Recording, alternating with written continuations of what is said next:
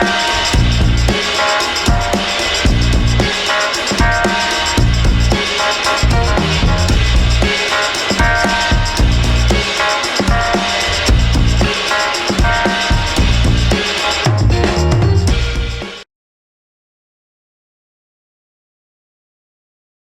aquele abraço, estamos começando mais uma edição do nosso TVI News aqui pela TVI, canal 24.2 da sua operadora TVC para o sul da Bahia. Abração de Ilhéus e Itabuna, as duas maiores cidades pioneiras da telecomunicação em todo o norte do Brasil e centro-oeste. Obrigado pelo carinho da audiência, hein? Um abraço a todos aí. Olha, aqui no Alto das Comunicações, no bairro de Fátima, onde estamos nesse momento, aqui bem pertinho de Ilhéus, em plena Mata Atlântica, os termômetros estão marcando 25 graus.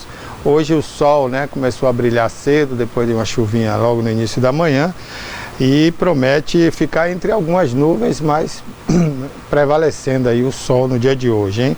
A mínima foi de 18, a máxima vai chegar a 28 graus. Não temos os gráficos hoje, mas a gente vai conferir aqui a previsão de algumas cidades aqui do sul da Bahia, também da nossa capital Salvador daqui a pouquinho, tá bom? Então a previsão aí para essa semana não é de chuvas, mas nuvens aí, né, cobrindo o sol em alguns momentos durante a semana, tá bom? Prevalecendo aí o calor, né, um pouquinho de calor e o sol. Olha, gente, programa de hoje, segunda-feira, semana começando, a gente vai estrear um quadro aqui hoje, né, com a doutora Úrsula Matos, daqui a pouquinho aqui no programa, e a gente também vai trazer para você as novidades, o que está acontecendo aqui na sua região, na Bahia, no Brasil e no mundo. Vamos falar também de política. O governador Jerônimo Rodrigues esteve em Itabuna na última sexta-feira, passou quase o dia em Itabuna, né, depois foi a Camaquã, voltou a Itabuna, terminou sua jornada aqui já por volta das 20 horas, aqui bem pertinho da TVI, né, aqui na entrada da cidade, vindo de Ilhéus, ou para quem conhece aqui essa região, na Juraci Magalhães, né, saindo para Ilhéus, onde vai ser feita uma obra de duplicação. Essa obra deve começar esta semana ainda, a gente vai falar disso daqui a pouquinho, tá bom? Hoje também vamos trazer aqui a doutora Ludmila, que vai falar sobre LGPD, a gente confunde essa sopinha de letra, né? É a Lei de Proteção Geral de Dados. Daqui a pouquinho a gente vai falar sobre inteligência artificial também nessa Lei de Proteção de Dados e a medida que foi tomada aí pelo governo federal e pela Agência Nacional de Proteção de Dados. Bom, mas vamos começar também sabendo aí da jornalista Maria Antonieta qual é o PQP de hoje no seu quadro aqui no programa. Bom dia, Toné. Bom dia, Barbosa, bom dia a todos. PQP, como não podia deixar de ser, foi a presença do governador Jerônimo Rodrigues aqui em Itabuna na sexta-feira. E veio entregar casas, 80 casas, que segundo a gente comentou, a gente ainda vai falar sobre isso, Barbosa, que são muito mais, as pessoas ficaram desabrigadas sem teto, mas entregou 80 casas a pessoas que ficaram sem teto 3 anos depois. Isso aconteceu com as fortes chuvas que aconteceram aqui em Itabuna em dezembro de 2021. Pode? A gente vai falar também sobre o esporte, futebol, né? Daqui a pouquinho vamos comentar.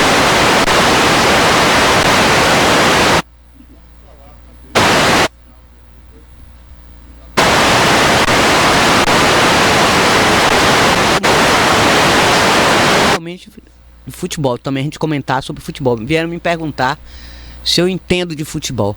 Você fica dando pitaco em futebol, eu digo, eu não entendo, mas gosto e aprecio, realmente. Eu sou flamenguista, não escondo, gosto do Flamengo. Agora, essa seleção que jogou aí, Barbosa, a gente vai comentar. A seleção brasileira na Copa América foi um fiasco. Temos também o outro PQP ligado à presença do governador Jerônimo Rodrigues aqui, que determinou a abertura da licitação para obras de requalificação da Feira do Califórnia. Já tá lá, a feira está sendo escorada, tem umas escoras lá para não cair o teto. Isso eles vêm pedindo há muito tempo. E um comerciante de lá, entrevistado a semana passada, num programa na rádio aí, AM, e ele falou, esse governo aí é só festa e pipoca. E a feira que se lasque. Vão entregar ainda a feira do São Caetano em setembro, nas vésperas das eleições. Ninguém ganha uma eleição assim dessa forma, está muito perto e demoraram muito. Foi a Condé. Bom, a Condé é o que? É ligado à Companhia de Desenvolvimento ligado ao governo do estado, quem está construindo, bem da verdade. Sim, mas o governo daqui, o município, o senhor gestor, devia ter pressionado para adiantar. Que o pessoal lá não foi um local muito adequado e o pessoal realmente amargou muito prejuízo. O pessoal foi para lá, porque ali virou uma feira dupla, tripla, ficou metade da feira metade ficou cá, no antigo local que é ali próximo à Praça Simão Fitterman. Barbosa. E a promessa era para 6 meses apenas, né, Tonelli? Já tem mais de um ano já. Pois é. Quer dizer, e outra coisa, em setembro. E as condições lá não são boas, né? Porque ali não era uma feira, era apenas um galpão. Então falta ali muita coisa, né? O pessoal reclama muito ali da falta de iluminação à noite, as condições precárias para trabalhar à noite, os banheiros, né? O pessoal já também não coopera, diz que anda tudo sujo lá. Infelizmente, eu não ando ali. Tinha uma comerciante hoje no rádio falando aí no programa de Armando Cardoso, dizendo que os boxes são diminutos. Quer dizer, na minha cabeça eu ainda não fui lá. Reduziram o tamanho dos boxes para caber mais, né? Mas aí eu já sou a favor, é uma área pública, né? Tem que dar espaço a todo mundo. Ali tinha gente, Toné, que transformava seu box em um verdadeiro armazém de atacado, né? Cheio de sacos, de caixas, e dificultava até as passagens. Faltou fiscalização desde o início. Pois né? Não adianta fazer bem feito e não ter fiscalização, né? Tem que acompanhar. Mas a gente vai falar mais sobre isso aqui no programa de hoje. Doutora Ludmila, bom dia, obrigado por estar aqui com a gente, né? Mais uma vez, falando sobre Lei Geral de Proteção de Dados. Bom dia, Barbosa, bom dia, Toné, bom dia a todos. Estamos aqui com um imenso prazer, o convite foi feito e aceito, né? Estamos aqui para conversar muito. Obrigado, Ludmila. Ludmila é especialista nessa lei, né? E eu gostaria de colocar logo de início a inteligência artificial. Nós tivemos agora, né, o Mark Zuckerberg da Meta querendo emplacar em alguns países da Europa, não deu certo, aqui no Brasil também não deu, que é o uso, né, dos dados de todos nós que fazemos parte das redes sociais dele, para o uso, né, da inteligência artificial. Você sabe explicar o que é que ele queria realmente, o uso desses dados, para que ele queria, qual é o projeto, Ludmila? Barbosa, primeiramente é preciso que a gente compreenda, né, o que é inteligência artificial. A inteligência artificial é uma tecnologia, é uma programação, um sistema de computador que utiliza um banco de dados e a partir dessas informações, né, de probabilidades, ele nos oferece respostas. Tá? Uhum. Então, ele vai usar todo o banco de dados da rede para daí oferecer uma série de outras respostas a nós usuários. Acontece que essas empresas já vêm utilizando nossos dados, né, para alimentar alguns tipos, podemos colocar assim, de inteligência artificial. Na medida em que por exemplo, uma rede social de fotos, né? Que muita gente Instagram, tem, né? Instagram, exatamente. A partir do que a gente curte, a partir do que a gente posta, a partir do que a gente marca lá a localização, os logaritmos, né, começam a nos oferecer e apresentar outros perfis. Isso é inteligência artificial. Então, eles já vêm utilizando isso aí. Uhum. Tem inteligência artificial que a gente chama de inteligência artificial generativa, que é como o ChatGPT, o Gemini, né, da Microsoft, que gera um conteúdo, ele cria um conteúdo a partir de outros conteúdos que estão lá na base de dados dele. Então, a partir do momento que eles iriam usar nossas imagens e outros dados pessoais para gerar outros conteúdos, né? E como a gente fala do Instagram, por exemplo, a gente está falando de imagens. Então, o que iria ser feito com esses dados? O que iria gerar a partir dali? Não ficou muito claro. Eles não trouxeram mais informações e, por cautela, a Autoridade Nacional de Proteção de Dados determinou a suspensão dessa atividade sob pena de multa. Tá aí. A inteligência artificial, na verdade, como você falou, né, ela já acompanha todos, as pessoas nem sabiam o que era ainda, nem ouviu falar, né? Mas no momento que clicava na foto da Ludmila, por exemplo, e colocava lá uma curtida, um coraçãozinho, né? A inteligência artificial ali já entendia que eu curti a Ludmila. Então tudo que a Ludmila postava lá, ele ia oferecer para mim também, né? Porque ele viu que eu gostei, né? Exatamente. Então isso é uma inteligência artificial.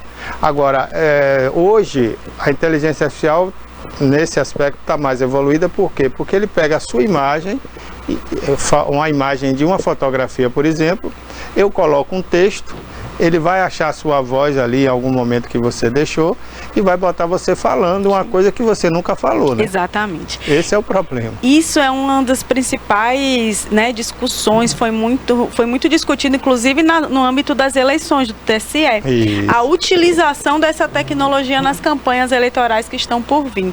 Porque existe já tecnologias que, a partir de um arquivo de voz de alguns segundos, você conseguir gerar, né, falas que não foi você que criou, criada por inteligência artificial.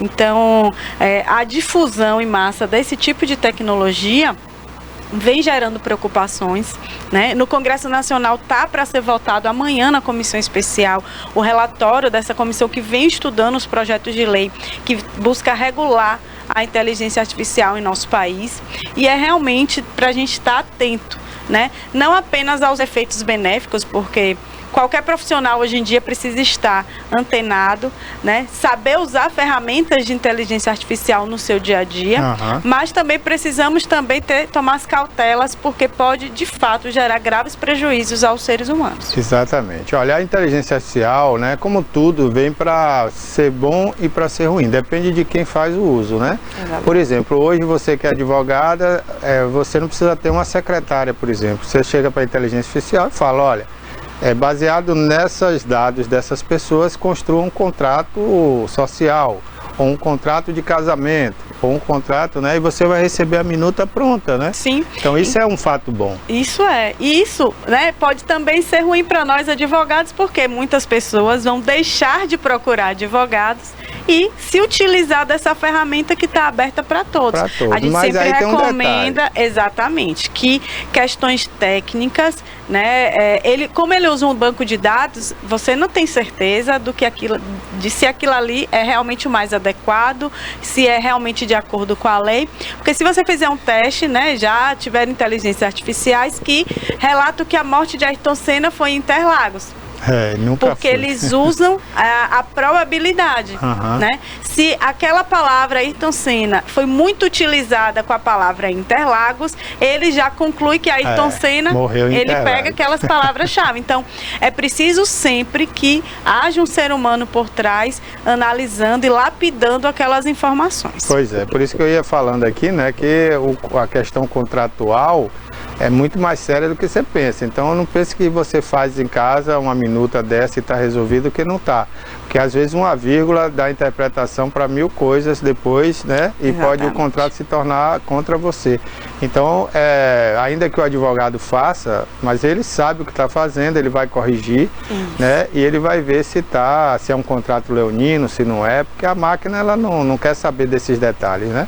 E aí só um bom advogado mesmo. Exatamente. Então é isso que eu digo. Nesse caso ela vem para ajudar, né, a todos, mas principalmente o profissional, que já sabe trabalhar, né? Exatamente. Não adianta, por exemplo, uma pessoa em casa, agora eu vou fazer um anúncio para minha empresa. Bom, mas a máquina, ela precisa entender muito bem sobre o seu conceito, sobre a sua empresa, sobre o seu cliente, e mesmo assim, às vezes ela não vai botar a melhor imagem ali para você utilizar. Então tudo isso tem que ser visto. Também não se pode usar imagem de terceiro sem autorização, né? A inteligência artificial pode acabar construindo uma imagem de sei lá, como se diz hoje, de uma persona, né?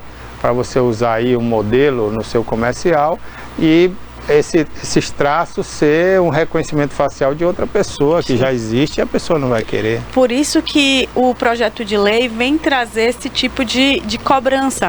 Ora, você precisa, né, quem lida com esse sistema precisa dizer quais são as fontes que serão usadas, né, tudo isso, porque precisa ficar claro.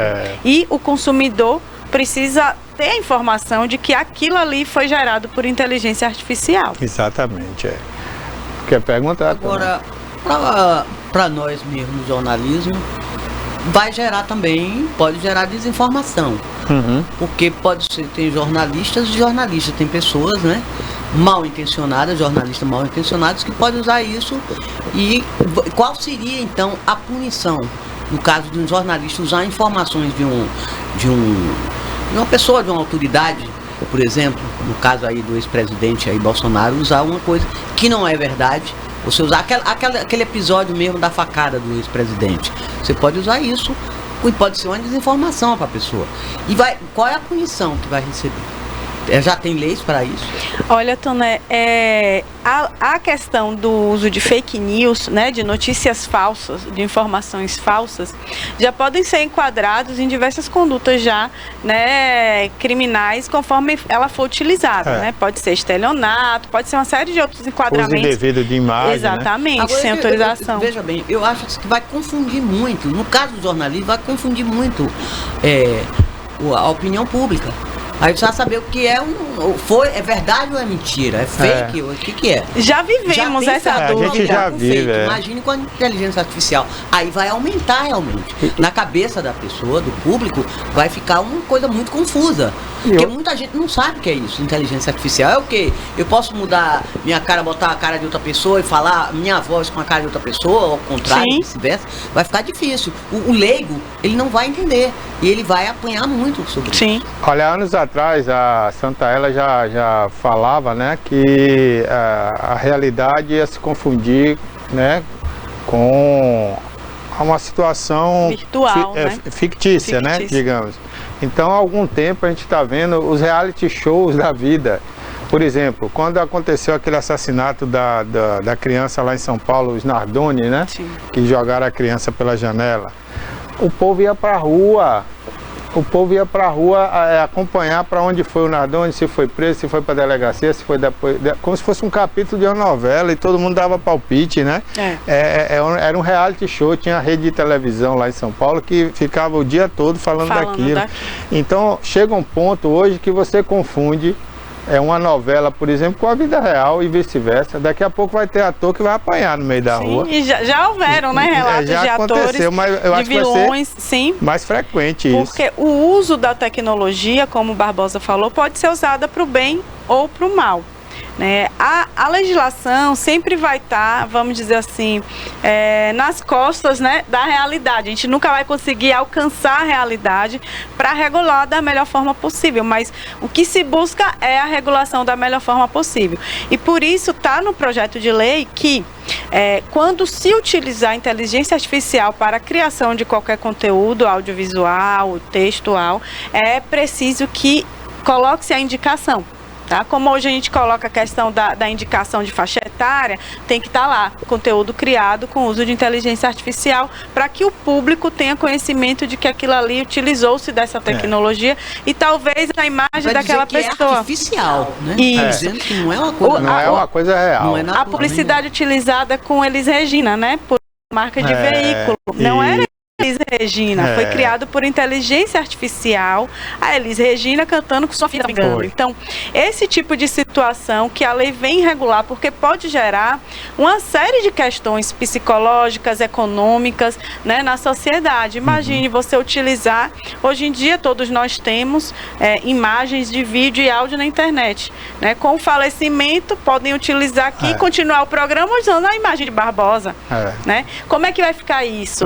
Os direitos de imagem do Barbosa, os familiares dele, né? Então, é uma série de novas realidades que a gente precisa pensar. Com certeza. Né? Agora, não esquecendo que já existem leis que podem ser adequadas a certas situações, como você falou, perfeitamente. Por exemplo, hoje o pessoal já pega uma imagem, por exemplo, nas faculdades tem acontecido isso, e aconteceu acho que em Recife recentemente. Os adolescentes pegaram as imagens das colegas, só o rosto, e construir o corpo delas através da inteligência artificial peladas, fazendo situações que elas nunca fizeram. Ora, vamos esperar uma lei própria para isso? Não, já existe uma lei disso aí, né?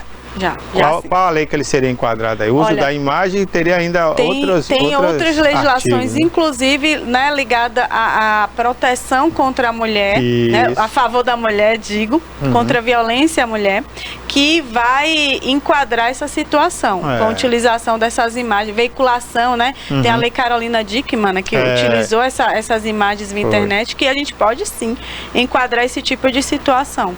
Pois é, gente. Então é isso aí. Não pode pensar que, deixa a lei fazer. Não. Outra coisa. Se eu colocar lá que é IA, eu posso fazer. Não, não pode. Você não pode usar uma imagem de uma mulher, de uma pessoa, colocar ela lá pelada na internet. Não tem direito. E depois... Tem que ter. Né? Ou seja, de um homem também. Eu estou falando mulher porque o homem usa muito isso, né?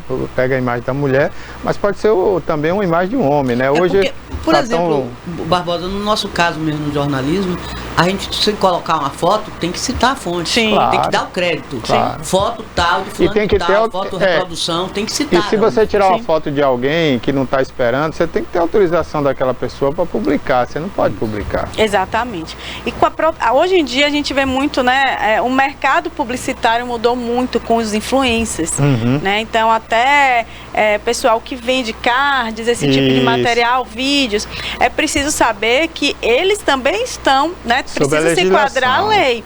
Eles precisam utilizar bancos de dados públicos de imagens. Existem bancos de imagens que você pode usar livremente, outros bancos de imagens e você pode pagar para utilizar, porque você vai estar comprando o direito de atualização. Não se pode simplesmente fotografar ou filmar as pessoas sem, né, e divulgar isso sem a sua autorização. Até mesmo porque a imagem é um dado pessoal. Então, para além do direito de imagem, né, tem a questão também da proteção de dados pessoais, que a imagem é um deles. Ok. Bom, então, para a gente voltar ao caso que houve aqui no Brasil, a Meta, no caso, ela foi proibida pela Agência Nacional, ainda está em construção essa nova legislação, né? Então isso ela quer dizer que ela não vai poder usar nada das pessoas para fazer nada. Agora, como é que a gente fica sabendo se lá atrás, nas nuvens, nas famosas nuvens dessa empresa, né? Eles não já estão trabalhando com essas imagens para fazer alguma coisa? Olha, saber ao certo, né, de fato, realmente é muito difícil. O que acontece é o seguinte: a utilização que a NPD veio preservar, buscar preservar, é o nosso direito de titular de dado pessoal, a questão da imagem. A gente também posta dados de criança e a LGPD estabeleceu que imagens, dados pessoais de crianças é um dado pessoal sensível que merece um tratamento especial, muito mais cuidadoso. Quando a Meta publicou essa nova política de utilização e privacidade deles, eles não trouxeram maiores detalhes a respeito da utilização dessas imagens, né? Porque se você for usar esse banco de dados pretérito, inclusive, que publicou foto de filhos, foto de idosos, a gente não sabia que aquilo poderia ser utilizado e não querer que essas imagens alimente a inteligência artificial deles. Vai ser a partir do banco de dados deles que eles vão, né, gerar novas respostas para a gente, através de imagens e vídeos, etc. Então, é preciso que a gente acompanhe, né? Tendo conhecimento, vazando qualquer informação de utilização indevida fora da legislação, eles vão sofrer as penas legais, mas o que nós titulares precisamos estar atentos aos termos de privacidade que volta e meia aparece o aviso e poucos de nós dá a devida importância, para que você coloque ali na rede apenas o que você quer que, né, seja utilizado pela empresa de acordo com o que ela trouxer. O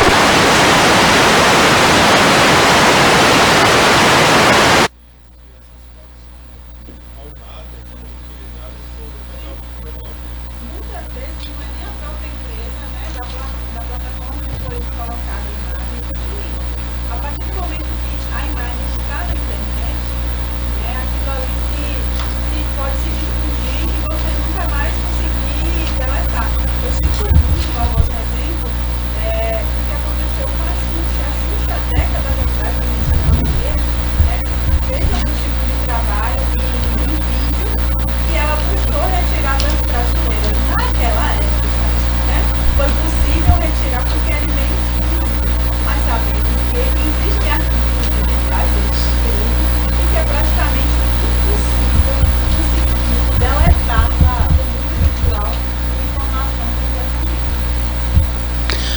Assim, a gente está sujeito a golpe de todo tipo. Essa inteligência artificial agora não vai gerar realmente mais condições para a criminalidade, para a bandidagem se utilizar disso para dar golpes, aplicar golpes? Se hoje em dia, né, a gente já recebe mensagens, tem que passar para os familiares, dinheiro, não pagar. Sim, por exemplo, licença aqui, viu? Desculpa interromper. Por exemplo, faça uma selfie aí para saber se é você, sua voz. Aí o bandido faz exatamente igual, bota sua foto lá, sua voz, e aí libera tudo, sua conta. Eu tava lhe contando a autorização do banco para mim entrar ontem, que me pediram que eu fizesse de novo a selfie e falasse alguma coisa, para ver se era eu mesma. Aí facilita, né?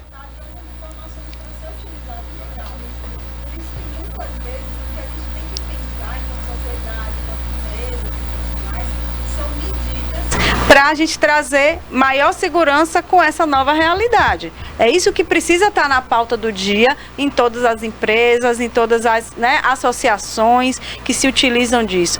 A inteligência artificial é amplamente utilizada na agricultura de ponta, com sensores, são robôs que realizam colheitas dia e noite, né, já sem precisar do humano ali em cima de um trator para usar as colheitadeiras, né, via satélite. A gente utiliza inteligência artificial já na medicina amplamente para dar diagnósticos com muito mais rapidez.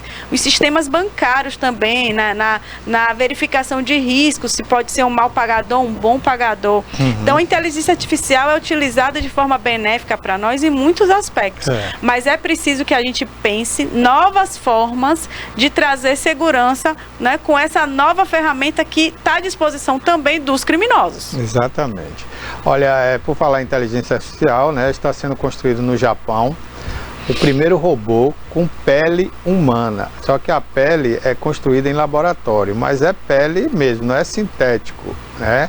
Eles pegaram as células e estão construindo uma pele semelhante à pele humana, e essa pele vai ser aplicada em cima desse robô que vai usar a inteligência artificial, ou seja, ele vai sentar com você, vai dialogar. Vai ficar cada vez mais parecido com o ser humano. Né? E vai dialogar. É como filmes que a gente via há 20 anos atrás, né? De ciborgue, né? De robôs que falavam com as pessoas. Já existem brinquedos. Existe uma boneca, né? Que ela tem um sistema de inteligência artificial. E conforme a criança interage com a boneca, ela se comporta de determinada forma. Então, é uma boneca personalizada para cada criança. Que bom. Ora, a gente para pensar, isso é bom ou é ruim? Porque a partir do momento que essa boneca provavelmente tem acesso à internet, aquela empresa coleta aquele perfil comportamental daquela criança. Isso em larga escala é algo muito valioso. É muito poder na mão da indústria, né? Para trazer campanhas e ações de todo tipo. De marketing, governamental, geração de produtos, a partir daquelas informações. Então, às vezes, a gente acha que é algo bacana, legal, mas está coletando ali o perfil comportamental de uma criança. E o que vai ser feito com essas informações? Já existem, né? É um robô. Você dá um robô de brinquedo para uma criança que vai interagir, e aquilo ali vai estabelecer padrões, né? E vai alimentar o banco de dados de alguém. Ainda bem que custa muito caro no início, né? Porque tecnologia é muito cara e poucas pessoas terão acesso, né, Tonelli? Mas a gente está chegando a um ponto terrível, assim, para, né? Quando se pensa em criança, quando se pensa em futuro, principalmente, né? A tecnologia está avançando para o lado bom, mas deixando a lacuna para ser usada pelo lado ruim, né? No caso, por exemplo, da educação, como vai se comportar o professor a partir da inteligência artificial? Olha, é preciso que todas as profissões se reinventem. Todas as profissões o quê? Todas se reinventem. Porque com a inteligência artificial, novas formas de aprendizagem, não apenas da máquina, mas como nossa também, terão de ser pensadas. A partir do momento que a inteligência artificial e os robôs substituírem, né, boa parte da mão de obra humana, o que os humanos vão poder e precisar fazer que a máquina não vai poder? Então, essa vai ser o tom do novo mercado de trabalho. É porque no professor já tem videoconferência e tal, né? E na medicina tem telemedicina. Sim. Que é já uma coisa mais delicada. Mas aí é o homem trabalhando. É, né? O homem usando. Usando a máquina. Mas quando a gente pensar em inteligência artificial, exatamente, né? A gente pode criar um personagem, né? Alimentar de conteúdo. E esse personagem ficar na televisão dando aula para os alunos, interagir em tempo real e sem precisar de uma pessoa humana, um professor, da presença ali. Com certeza. Entendeu? Então, a gente tem que ter consciência dessa nova realidade e não adianta a gente tentar se agarrar ao passado porque vem como um enxurrado. Não, né? O passado passou. Passou. Como pensar? E já existem programas de escola, Barbosa e Toné, que alimenta o banco de dados conforme os testes que as crianças, os alunos fazem, e a partir desses testes já oferecem matérias e reforços, né, personalizados. Ora, né, se o aluno A tem mais dificuldade em matemática e tudo, vamos trazer ali, atacar aquela dificuldade dele e trazer um professor humano, né, trazer mais lições para ele, dar aulas online para que ele fortaleça melhor aquela habilidade. Já outro tem mais dificuldade com leitura, então já vai ser direcionado para ele outras atividades que não precisem necessariamente da presença de um professor. E daí, né, melhorar a aprendizagem. Então pode ser usado para o bem, mas isso também, se o professor não se adaptar a essa realidade e souber usar essas ferramentas para trazer novas formas de ensino, de pensar a atividade pedagógica utilizando-se dessas ferramentas, vai ficar para trás. Eu, se fosse professor, o que é que eu faria? Pode usar a inteligência artificial, não tem problema nenhum. Agora, a prova seria oral. Sim. Me dê aqui o trabalho que vocês fizeram, beleza. Agora as perguntas serão formuladas em cima desse conteúdo que você trouxe. Barbosa, eu sou... Porque se a pessoa aprendeu, Toné, não importa a fonte. Mas eu sou das antigas, nada substitui professor. Não estou dizendo que substitui. Não, quer dizer, aí eu estou mais com Ludmila. A gente tem que se adaptar aos novos tempos. Tudo bem, você usar... Tudo muda, viu, Toné? Precisa de outras ferramentas, tudo muda. Nada substitui. A minha geração foi privilegiada porque acompanhou muita coisa lá da raiz e tudo mais, como tudo isso começou, até a parte de informática. A gente viu como começou, né? Surgiu. Então eu acho que foi um privilégio. Mas a gente tem que se atualizar e se adaptar ao momento. Esse momento aqui não é mais de falar de palmatória, de régua, isso não, isso ficou para trás. Então tudo isso ficou para trás. Então o professor hoje não tem que ficar proibindo nada, é saber como cobrar. Porque o aluno aprender é ótimo. Se ele aprendeu pela inteligência artificial e o conteúdo é bom, não tem problema nenhum. Agora ele vai ter que provar que aprendeu. Exatamente. Muda a maneira de fazer prova. Vai na pesquisa, vai no Google e resolve tudo. Mas hoje, se tiver uma orientação, o Google não é mais usado, não. O Google então, já é passado. Hoje em dia, os alunos fazem lição perguntando para a Alexa, que é uma inteligência artificial. Alexa, né? Exatamente. Então eles perguntam, Alexa, quanto é 2 mais 2? Aí ela responde, eles escrevem. Então, coisas que às vezes a mãe não está nem sabendo o que está acontecendo em casa, já está acontecendo, utilizando da inteligência artificial.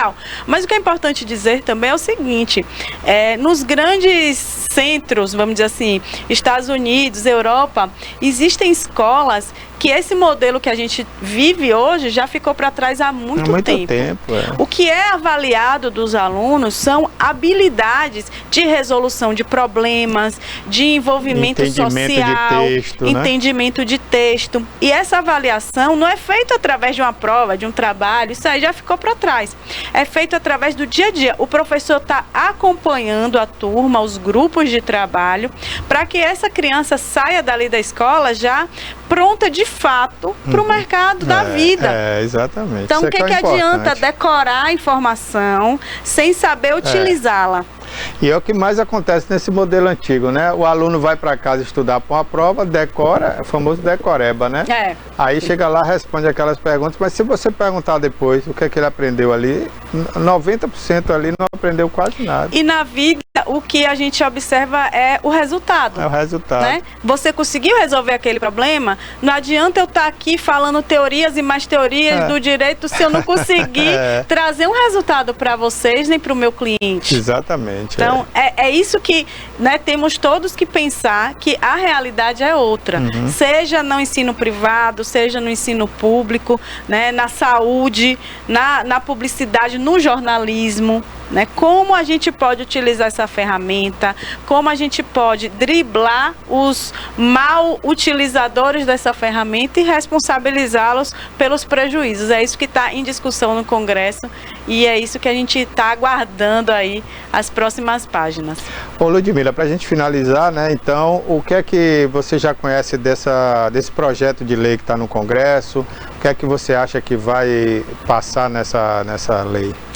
Olha, basicamente, o que ele vem trazer é que a autoridade de fiscalizar alguns setores será dados às autoridades setoriais, por exemplo, a ANS, né, fiscalizar a inteligência artificial no âmbito da saúde, no âmbito das telecomunicações já temos a Anatel. Isso é o que está posto, né? Cada um fiscalizar a sua área. Exatamente. O projeto de lei, na verdade, são mais de 40 projetos de lei de 2020 para cá, né, que conforme isso foi sendo difundido, os parlamentares também se movimentaram. Amanhã, uma comissão especial da inteligência artificial vai votar um relatório que teve mais de 100 emendas, propostas de emendas, né, vem sendo pressionado por diversos setores, inclusive da área de tecnologia, porque eles não querem regulação nenhuma, dizem que vai barrar o desenvolvimento, né, da inteligência artificial no país, mas algo precisa, né, colocar limites, não pode ser completamente livre. E o que está posto é basicamente isso aí, alguns conceitos, algumas normas a respeito de responsabilidades, direitos de nós titulares, usuários. Então, é um texto que é relativamente longo, né? Também não vou me alongar, mas basicamente é isso aí. E vai passar por avaliação do Congresso Nacional. Então, certamente terão algumas alterações, né, no decorrer da tramitação. Com certeza. Tonete, tem mais alguma pergunta? Não? Eu queria só para completar, essas profissões que são essencialmente técnicas, como engenharia civil, qual seria o comportamento aí tem brecha para entrar aí a inteligência artificial? Sim, olha, se a gente observar já, né, no Oriente, né, constroem-se metrôs e túneis em questões de meses. Né, a gente vê em Salvador, quantos anos ficou o metrô, ainda teve uma parte que não colou um caminho com o outro. Que utilizam-se máquinas robotizadas, né, que utilizam-se inteligência artificial através de sensores, GPS, satélite, e isso já é uma realidade. Né? Em São Paulo mesmo tem uma máquina fazendo o metrô, né, que não é conduzida pelo homem, é toda GPS. Né? Exatamente. Então, eu acredito que não haverá profissão, né, que não será impactada por isso. Ninguém vai ficar de fora, né? Estoquista, você vê quantos estoquistas de galpões já estão sendo substituídos por robôs. Né? Aquelas pessoas aqueles carrinhos que sobem aqueles pallets e tal. Não tem mais gente para fazer isso, são robôs. Né, que faz isso dia e noite ligado e não tem adicional noturno, não tem periculosidade. Não tem Lé, pode repetir os movimentos. Exatamente. Então, já vem impactando atividades, seja ela de baixo, vamos dizer assim, grau de instrução ou alto grau de instrução. Apresentador de televisão, por exemplo, aquele telejornal que o cara fica só lendo o texto, você não precisa mais do apresentador. Você faz um personagem, isso. Ele mesmo está online, então a notícia ele capta ali online, o tempo real, e vai dando a notícia. Em publicidade mesmo, aqui, não vou citar o nome, mas tem um magazine famoso aí que criou aquela mulher horrorosa que fica falando, quer dizer, não paga mais modelo, não precisa mais de pagar ninguém, nem artista, nem estrela, para fazer a propaganda do seu negócio. E isso está cada dia ficando mais realista. Mas escolhe umas pessoas feias, ó, e uma voz pior ainda. Mas está aprimorando, né? Já tivemos piores. Ludmila, muito obrigado mais uma vez por você ter vindo aqui. Acho que foi bastante esclarecedora a sua entrevista. Viu? Eu que agradeço, Barbosa, o convite e estou sempre à disposição. Ok, essa é Ludmila Vieira, eu só quero falar Oliveira. Ludmila Vieira, né, especialista na Lei de Proteção Geral de Dados E ela veio aqui, o seu escritório fica onde, Ludmila? A gente está mudando para Sóstenes então de Miranda. Sóstenes de Miranda, em breve estaremos com a nova sede novinha para recebê-los. Ok, então tá aí, ela é especialista, gente, na Lei Geral de Proteção de Dados. Se você teve algum problema, né, jurídico nessa área aí, procura a Ludmila aí que ela resolve. Obrigado, Ludmila. Obrigada, bom dia. Bom dia. Daqui a pouquinho tem outra advogada aqui com a gente, né? Ela vai ter um quadro semanal aqui e hoje ela vai falar sobre a questão familiar, né? Que é importante, os casos de família, que temos aí disputa jurídica, né? Então daqui a pouquinho a doutora Úrsula vai estar aqui com a gente também. Bom, Toné, vamos falar aí da vinda do governador aqui na sexta-feira. Muita gente compareceu ali na saída da Juracy Magalhães, aqui bem pertinho, né, da TVI. Inclusive eu nem fui lá, fiquei daqui ouvindo da janela, né? Ouvindo e vendo. Não precisei nem descer, que é tão perto aqui. E na oportunidade o governador falou o prefeito Augusto Castro, né? Que também só pôde falar nesse evento. A partir de agora ele está proibido de aparecer nos eventos públicos oficiais, né? Para inaugurações ou lançamentos. Ele só vai poder agora participar de comícios e eventos políticos. Foi o último dia, na sexta-feira. E também falou a secretária de saúde, né? Falou sobre a questão do posto de saúde que foi inaugurado no Vila Anália. Falou também sobre a questão do hospital de base, que está realmente tendo uma obra gigantesca. Olha, gente, eu pensei que era uma reformazinha pequena, mas não é não. É praticamente a construção de um novo hospital. Na primeira ala ali do hospital, né, onde tinha a recepção, tinha aquela entrada com o busto de Luiz Eduardo, né? Tinha uma santa ali também que o prefeito colocou na época. Aquilo tudo ali acabou. Agora vai ser um prédio gigantesco, né? Eu me arrisco a dizer que depois de pronto vai ser praticamente o dobro da capacidade do hospital. Então estava devendo isso o governo do estado a Itabuna, né? Porque fez em Ilhéus 2 grandes hospitais, mas Itabuna estava devendo. Então, agora com essa construção do hospital de base, Itabuna realmente vai ganhar um hospital atualizadíssimo, né, Toné? Acho que isso é bom para a nossa saúde. Tem outra coisa também, que além... Úrsula, pode sentar aqui, viu? O governador anunciou um reforço para a saúde do município, o início das obras de reforma no Hospital São Lucas, objetivando a instalação do serviço de hemodiálise, que vai sair do lado Calixto e vai para o São Lucas. São 75 novas, né, unidades ali de hemodiálise que vai para o São Lucas. Agora, gente, eu espero que o Hospital da Santa Casa continue atendendo bem pelo SUS. Porque é aquela história... Mas o setor de hemodiálise atende pelo SUS. Atende bem, e atende bem. Mas tem outros setores que às vezes deixam a desejar. Eu sei que o pagamento do SUS é pouco, né? É irrisório para que o hospital entrega, né? A gente já falou disso aqui com o provedor, né? Não se pode imaginar que uma cirurgia custe 20 e poucos reais, né? Ou 300 reais que seja, porque uma cirurgia hoje, o mínimo é 3, 4 mil reais, sem contar com anestesista e outros profissionais. Então, o SUS pagar menos de 300 reais uma cirurgia complexa. A gente nem imagina o que é isso, né? Mas então o hospital consegue entregar mesmo recebendo pouco. Agora, por estar recebendo pouco, também não precisa entregar um serviço ruim, tem que entregar um serviço bom. Então a gente pede aí, né? Porque eu já vi casos no antigo São Lucas, né? Da outra vez que a Santa Casa estava administrando, casos até de pessoas falecerem lá por um péssimo atendimento, ter sido mal atendida ou nem atendida foi, não tinha nem médico nem enfermeiro, e a pessoa morreu com edema de glóte, por exemplo, porque faltou enfermeiro no hospital. Mas o São Lucas continua pertencendo à Irmandade Santa Casa, não? Agora é da Santa Casa, de novo, né? Porque da outra vez eles alugaram, né? Foi alugado, eles reformaram e estavam atendendo. Só que eles não deixavam médicos lá e não deixavam enfermeiros à noite. E as pessoas morriam. Tinha lá um auxiliar de enfermagem, estava mais para um vigia do que para enfermeiro. O rapaz não sabia o que era edema de glóte.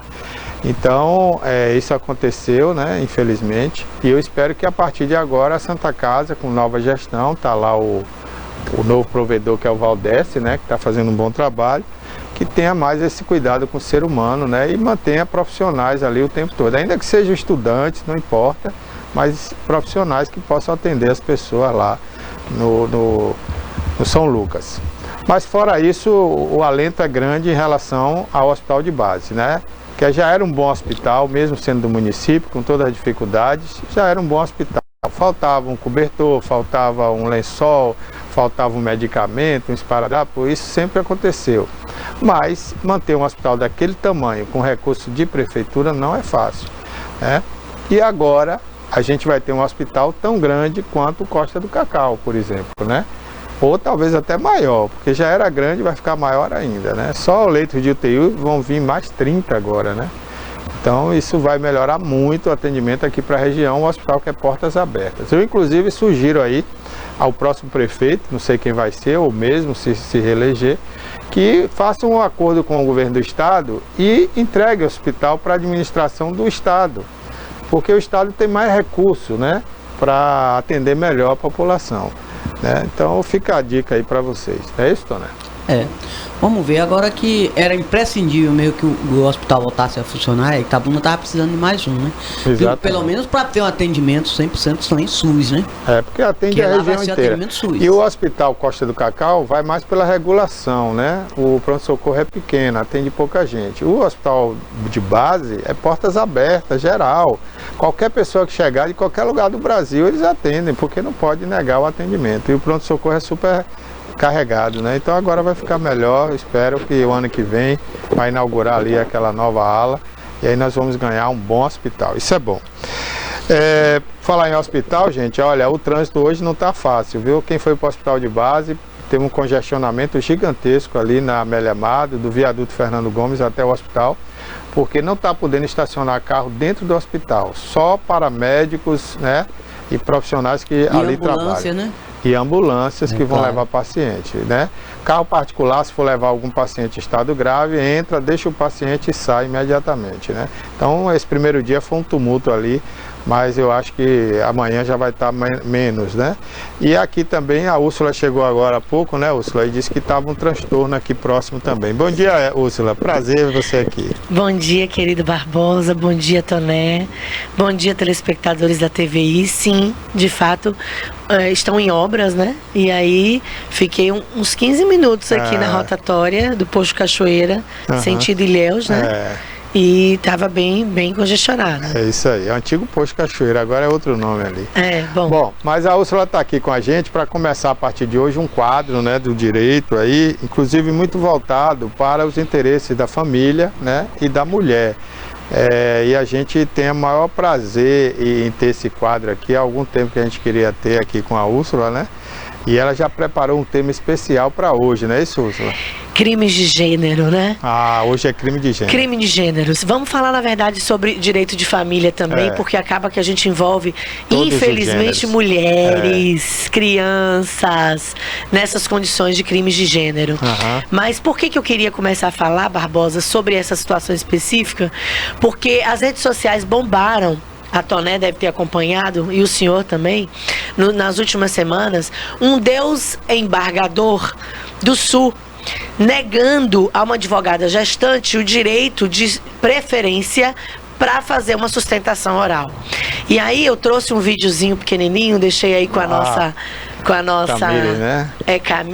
Tamires. Coloca aí, com a nossa Silas, produção. por favor, Queria que colocassem aí, só para vocês analisarem um pouquinho o trecho. Só pela ordem, se puder dar preferência, sou gestante, não está comigo muito bem aqui.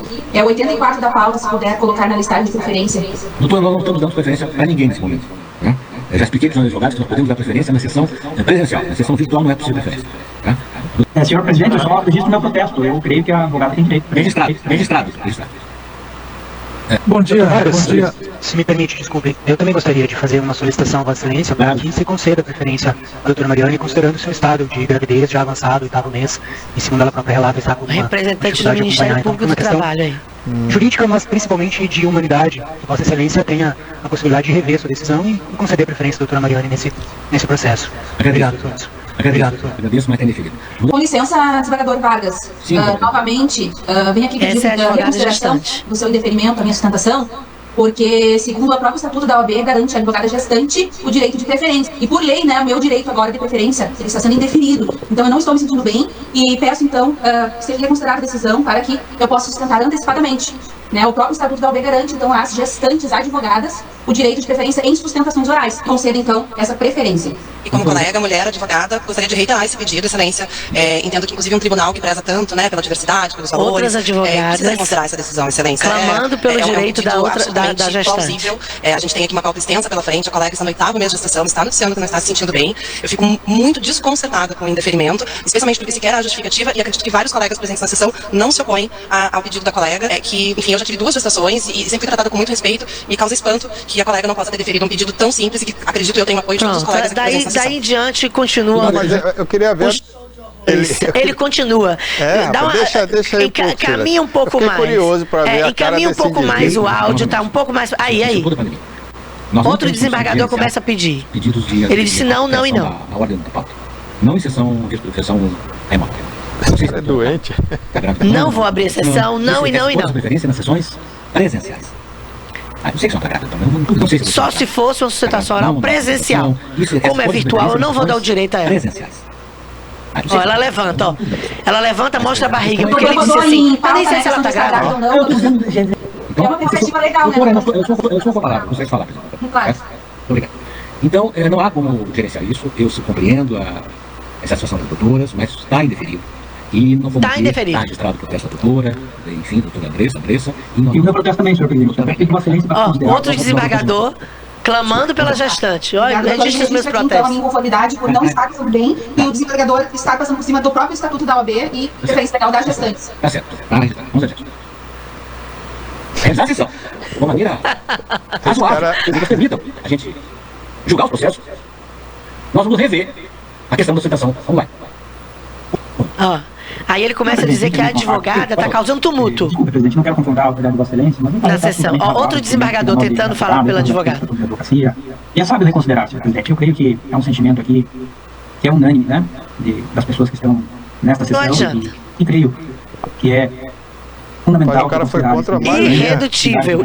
Os advogados presentes, as advogadas presentes, que inclusive foram maravilhosas. Isso foi uma sustentação oral no Tribunal Regional do Trabalho da 4ª Região, do Sul, da região Sul.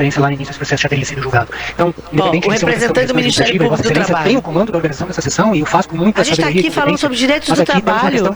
O direito à gestante é um direito que a gente tem que respeitar. Como é que você vai julgar se você não adianta, todo mundo gastou um latim extenso com o desembargador e ele permaneceu irredutível. Mas cara ridículo, parece que não nasceu de uma mulher. Não, ignora todos os úteros do mundo, inclusive agora, da mãe dele. O pior, viu, desculpe te interromper, Úrsula, o pior é que isso não é um privilégio só do Sul de ter esses elementos assim na justiça. A gente vê isso em todo lugar, né? Sim, outro dia teve na região norte, salvo engano, no Amapá, algo muito parecido com isso. E na verdade, o Estatuto da OAB e a lei, a lei me fugiu o número, mas salvo engano, vamos lá aqui, ó, 13363 de 2016, que alterou o código, o Estatuto da Advocacia, incluiu o inciso 3º do artigo 7º, que diz assim: a advogada gestante, ela tem o direito de preferência nas sustentações orais, nos tribunais, enfim, seja lá em qual departamento do judiciário, ela tem o direito de preferência.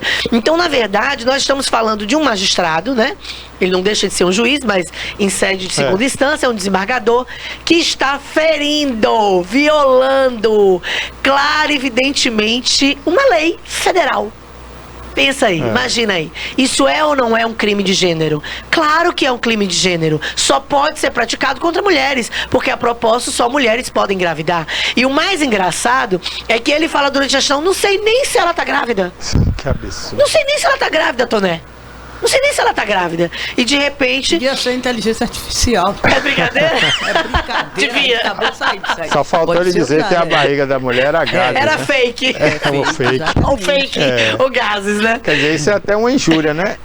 Na verdade, ele cometeu um crime ético e ele cometeu também uma violação às prerrogativas profissionais dessa mulher e aos direitos constitucionais que ela tem. Eu espero mesmo que ela entre com uma ação contra ele em virtude de toda vergonha, sentimento de humilhação. O aborrecimento que ela ficou ali deve ter até influenciado o bebê, a gestação. Eu espero que ela entre com uma boa ação de indenização contra ele, porque ela vai ganhar, sem a menor sombra de dúvida. E o mais importante é o seguinte, é que, em que pese aquele show de horrores que a gente só viu um pedacinho, né? Isso aí deve ter durado minutos e minutos. A gente... Não...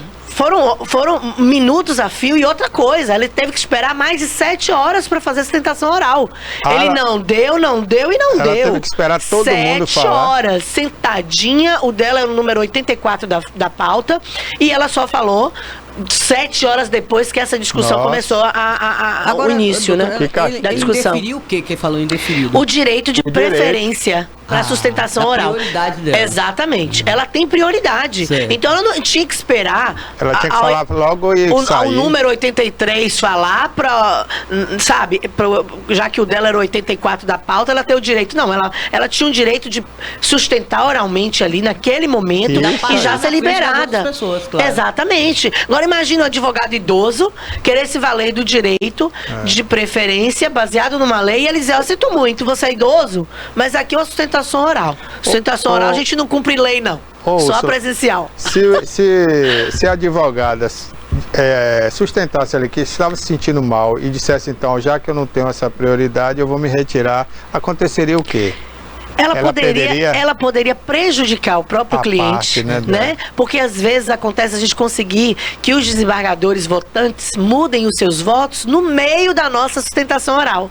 Porque a gente trouxe algum elemento novo, alguma prova, algum documento que até então e até porque eles não viram. Se estivesse grávida, ia demorar demais, né? Sim. Precisava de um laudo médico e tudo, né? Sim. Mas olha, como de fato era uma sessão virtual e ela não podia apresentar documentos, ela se levantou para mostrar a barriga de 8 meses. Então, eu quero, no primeiro momento, parabenizar todos os outros profissionais que estavam ali, advogados, advogadas. Como é que um homem pode lutar pelo direito de mulheres? Não fazendo coisas do tipo.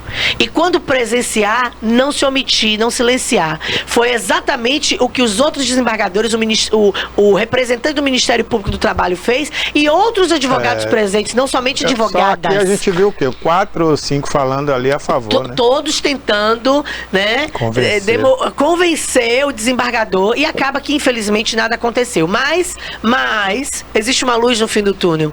A OAB Nacional, não só a OAB do Rio Grande do Sul, emitiu uma nota de repúdio, né, mas como se levantou mesmo em prol dessa advogada, exigindo que o TST e que o CNJ tome medidas cabíveis em relação ao desembargador. O fato é o seguinte, as redes sociais, elas são tão impactantes, é por isso que eu falo, a modernidade, ela tem um lado positivo e um negativo, mas foi tão assim, a repercussão foi tão negativa, que ele se viu obrigado a pedir um atestado médico e dizer que queria um período de afastamento, porque segundo ele estava cansado. Quer dizer que ele está cansado. Ele pediu pra ele o afastamento, porque ele estava muito cansado. Porque a repercussão foi negativa. Foi muito negativa. E ele vai ter que sair das redes sociais, porque senão vai tomar muito cacete. Vai, porque infelizmente, ou felizmente, na verdade eu prefiro acreditar que felizmente. Ele está sendo, vamos dizer assim, pressionado pelas vozes do povo, né? Porque a verdade é que é um absurdo o que ele fez. Mas vamos trazer para nossa realidade, porque isso aqui retrata apenas uma violação de gênero profissional, institucional. Vamos trazer para o nosso dia a dia. Você que está me assistindo, quantas vezes você levantou do banco do ônibus para uma gestante que entrou no ônibus e que tem um direito de preferência? Quantas vezes você se levantou para um idoso que entrou no ônibus, no coletivo, no trem, no metrô, para ceder a preferência? Então, comece em nós. A mudança dessa sociedade que a gente tanto clama nas redes sociais e fora delas, começa a partir de nós. O que eu tenho feito no meu dia a dia que pode promover uma mudança social, né? Eu costumo dizer que o futuro da nossa nação, e principalmente da nova leva de homens que estão aí no forninho, está na mão das mães de meninos. Não é, Toné? Porque tem o seguinte, às vezes quando passam na minha frente, que é onde vai empurrando, os homens em primeiro lugar ficam sorrindo, os mal educados. Pois é. Pois é. Nós temos o direito de voz. Nós temos o direito de voz e precisamos exercer esse direito. Esse negócio preferencial aqui é balela, não funciona. Em fila mesmo, em fila de banco, é terrível. Eu vejo muito em lotéricas, é um absurdo. Ninguém obedece. Pois é. Então, se os funcionários das instituições não estão preparados para fazer valer as leis, cabe a você que me assiste, idoso, super idoso, porque agora existe uma lei federal que fala sobre os maiores de 80 anos. Esses têm uma super preferência, né? Então, você... Idoso que chama? Super preferência. Acima de 80 anos tem uma preferência maior do que a que tem a 60. Então, a você que me assiste, se você está numa instituição, um banco, uma casa lotérica, que os funcionários não estão preparados para fazer valer a lei e os direitos, você que é o portador do direito, faça valer o seu direito. Chega lá, dá uma batidinha no vidro da casa lotérica, ou vá lá no caixa do banco que você está na fila, ou seja lá com a instituição, olha, eu sou maior de 64 anos, eu sou maior de 80 anos, ou eu estou grávida, ou eu estou com criança de colo, eu quero exercer o meu direito de preferência. Não se cale, porque o silêncio, Barbosa, infelizmente, nesses casos, é ensurdecedor. E não só viola o teu direito, como viola direito de uma sociedade. A gente pode, a partir do momento que a gente se posiciona, romper paradigmas e ciclos viciosos de violência. Mas se você encarar, você é capaz de tomar porrada. Mas é isso, você não vai... E as pessoas ainda ficarem ao lado das pessoas. Tem gente que gosta de bater em velhinho, né? Idoso. Tem. Mas é isso que eu tô te falando. Se você se reportar aos funcionários da instituição, por exemplo, dentro do ônibus tem ali o motorista e tem o cobrador. Você não vai bater boca com quem não quer levantar do lugar de preferência. Você vai conversar com os funcionários da empresa. Agora, eles não fizeram nada? Nada? Não fizeram nada? Uma ouvidoria, um 0800, lá daquela empresa, liga. Eu sou fulano de tal, conversei com o motorista, conversei com o cobrador, pedi para que eles pedissem para os jovens que estavam sentados se levantassem para que eu pudesse exercer meu direito, etc, etc. Enfim, a gente não pode se calar. Não pode alguma coisa, alguma coisa a gente precisa fazer. Esse caso aconteceu já tem algum tempo, já tem alguns meses, vamos dizer assim, 1 ou 2 meses, mas só repercutiu nas redes sociais nos últimos 15, 20 dias. E que bom que repercutiu, né? Outro dia foi um caso envolvendo outra advogada lá no Norte e Amapá, salvo engano, e também envolvendo uma gestante. E o CNJ precisa mostrar que, veja, se a gente está dentro do judiciário em que os próprios juízes estão violando leis, o que vai fazer Zezinho com a vizinha? O que vai fazer João dentro do ônibus? O que vai fazer José com a ex-mulher quando sair de casa e começar a discutir direitos e garantias dessa mulher, dos seus filhos, enfim. Então a gente precisa incutir na sociedade essa importância de reivindicar os seus próprios direitos da maneira certa. Não é batendo boca, mas da maneira certa. Porque a verdade é que mulheres se tornaram foco de crimes de gênero de várias espécies. Veja, a gente atende diuturnamente mulheres que estão passando por processos de divórcio e que passam por situações de violências domésticas. E que quando vão na delegacia, sofrem violências institucionais. Porque quando chega na delegacia, não tem um pessoal preparado, porque não são todas as cidades que tem DEAN. Delegacia especializada no atendimento de mulher. Aí chega lá em delegacias simples, comuns, e encontra homens que estão despreparados para atender e proporcionar a oitiva dessas mulheres, acolhendo-as. Então aí, no âmbito da delegacia, ela sofre a violência institucional de gênero, né? Não bastasse isso, mulheres que estão aí no mercado de trabalho e que vira e mexe estão denunciando o quê? Assédio moral e sexual. Gente, então a verdade é que ser mulher nesse país é uma luta constante. Mas a gente só quebra vícios de violência quando a gente rompe o silêncio, né? Por anos a fio, Toné, milhares de mulheres sofreram violências domésticas de todos os tipos, psicológica, física, emocional, patrimonial. E não tinham meios, coragem, não tinham o impulso para procurar as autoridades e fazer as denúncias respectivas e tomar as providências.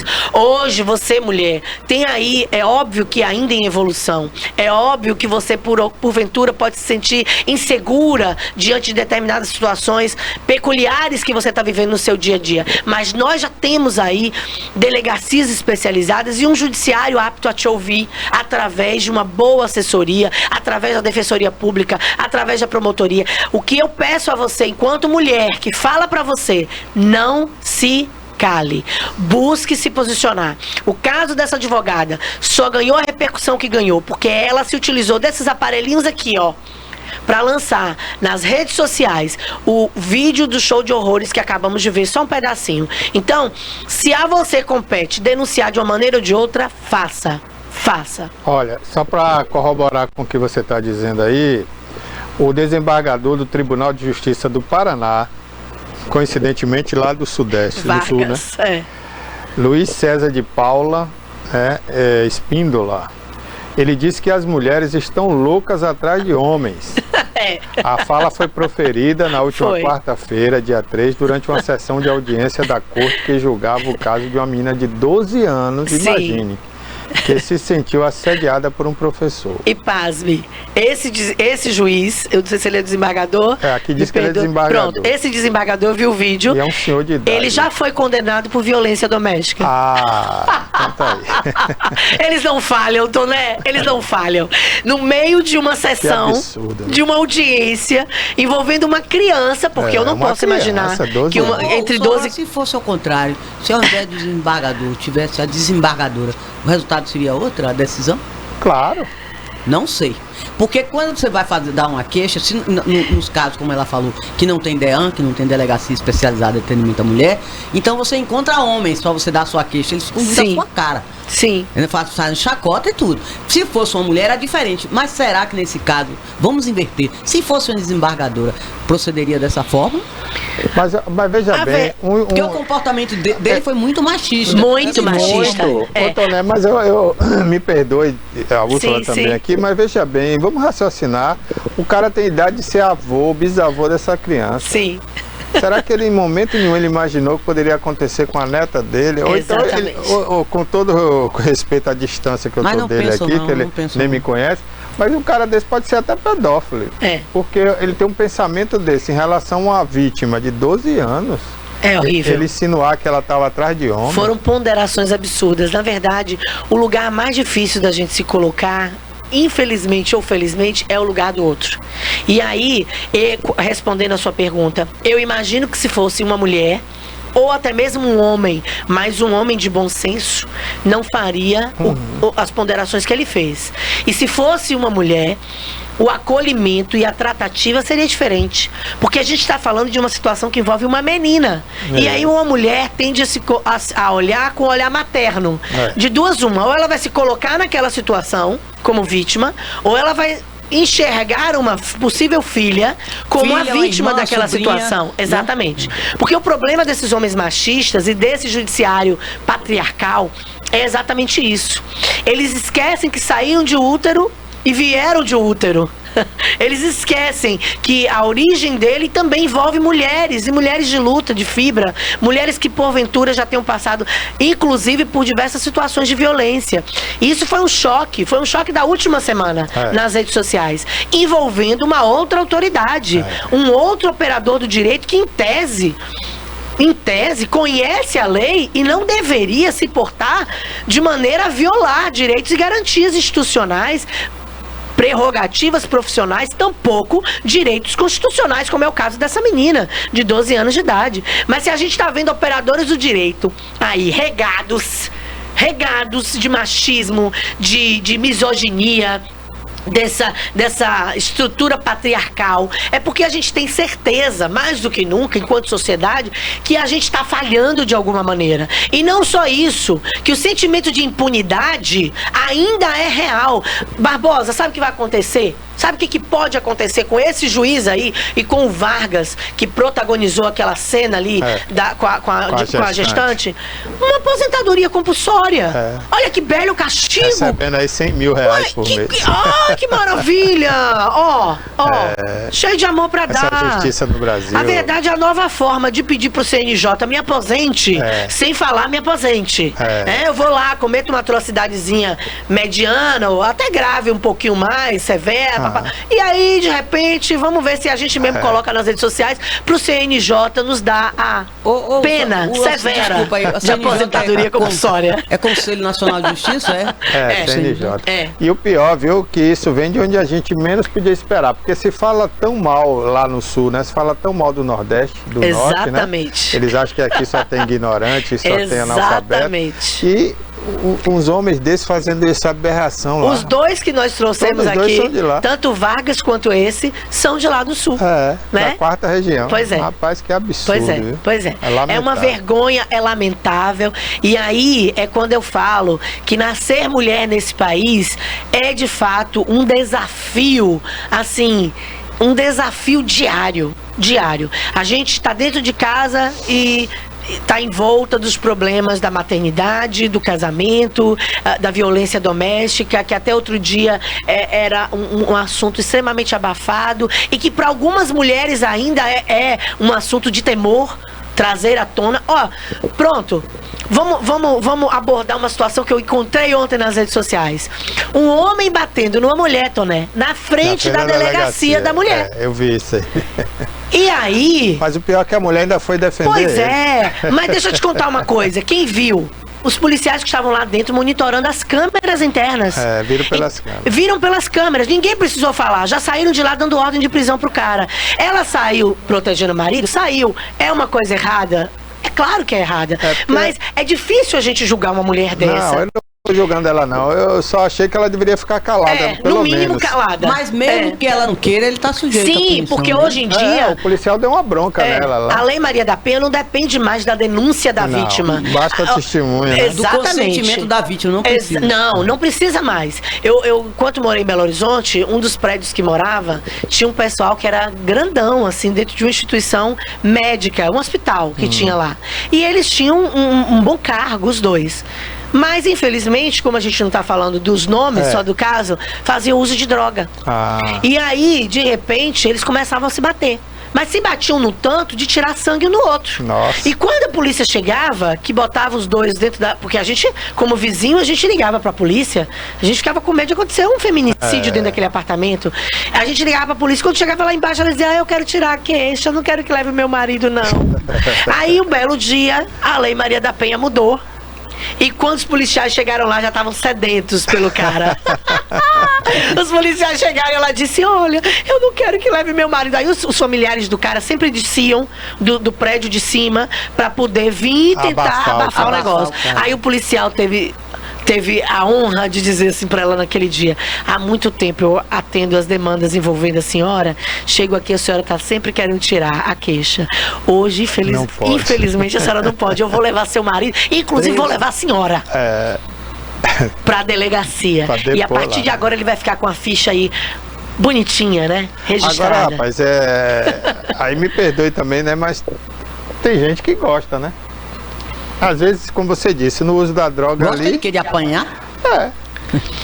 Na verdade, não gosta. Não, eu tô dizendo assim, não é porque ela pediu, não. Que umas pedem até por medo, né? De depois as consequências e tal. Mas no caso dessa mulher que usa droga ali junto com o marido, né? E começa a se estapear ali, é porque aquilo é como se fosse algo prazeroso para eles, talvez, não sei. Bom, tem casos e casos. Mas o fato é o seguinte, a maioria das mulheres que a gente atende, a maioria dos casos que a gente vivencia e acompanha, são de mulheres que têm dependência emocional dos seus parceiros, mulheres que têm dependência financeira dos seus parceiros, tem mulheres que custam a pedir o divórcio ou botar o marido pra fora de casa, com medo dele sair e deixar os filhos passando fome. E aqui entre nós, ou então de represália, exatamente isso que acontece. Porque até a justiça tomar pé. Até que procure a defensoria pública, ou um advogado particular, ou a promotoria da cidade, enfim, até que tome a providência judicial, até que o judiciário defira os alimentos provisórios dessa criança. Se ela não tiver uma rede de apoio, ela vai morrer de fome. Ela vai morrer de fome. Só pra você ter noção, na última semana, eu participei de uma audiência com o pessoal de Vitória da Conquista. E o pai ofertou alimentos de R$400. Um camarada que tem dois empregos da área da saúde, que ganha super bem, e ofereceu de alimentos R$400. Mas o juiz não pode arbitrar? Veja só. Mediante a renda dele. Veja só, ele vai acontecer isso, mas eu quero chegar nesse ponto, porque você falou assim, até que o judiciário tome pé. Repare, a audiência inicial aconteceu com a tentativa de conciliação, que não saiu do papel. Porque o cara, antes de sair de casa, tirou o filho até do colégio particular. Quer dizer, ele já sabia que ia sair de casa, que ia divorciar, e criou todo um ambiente para isso.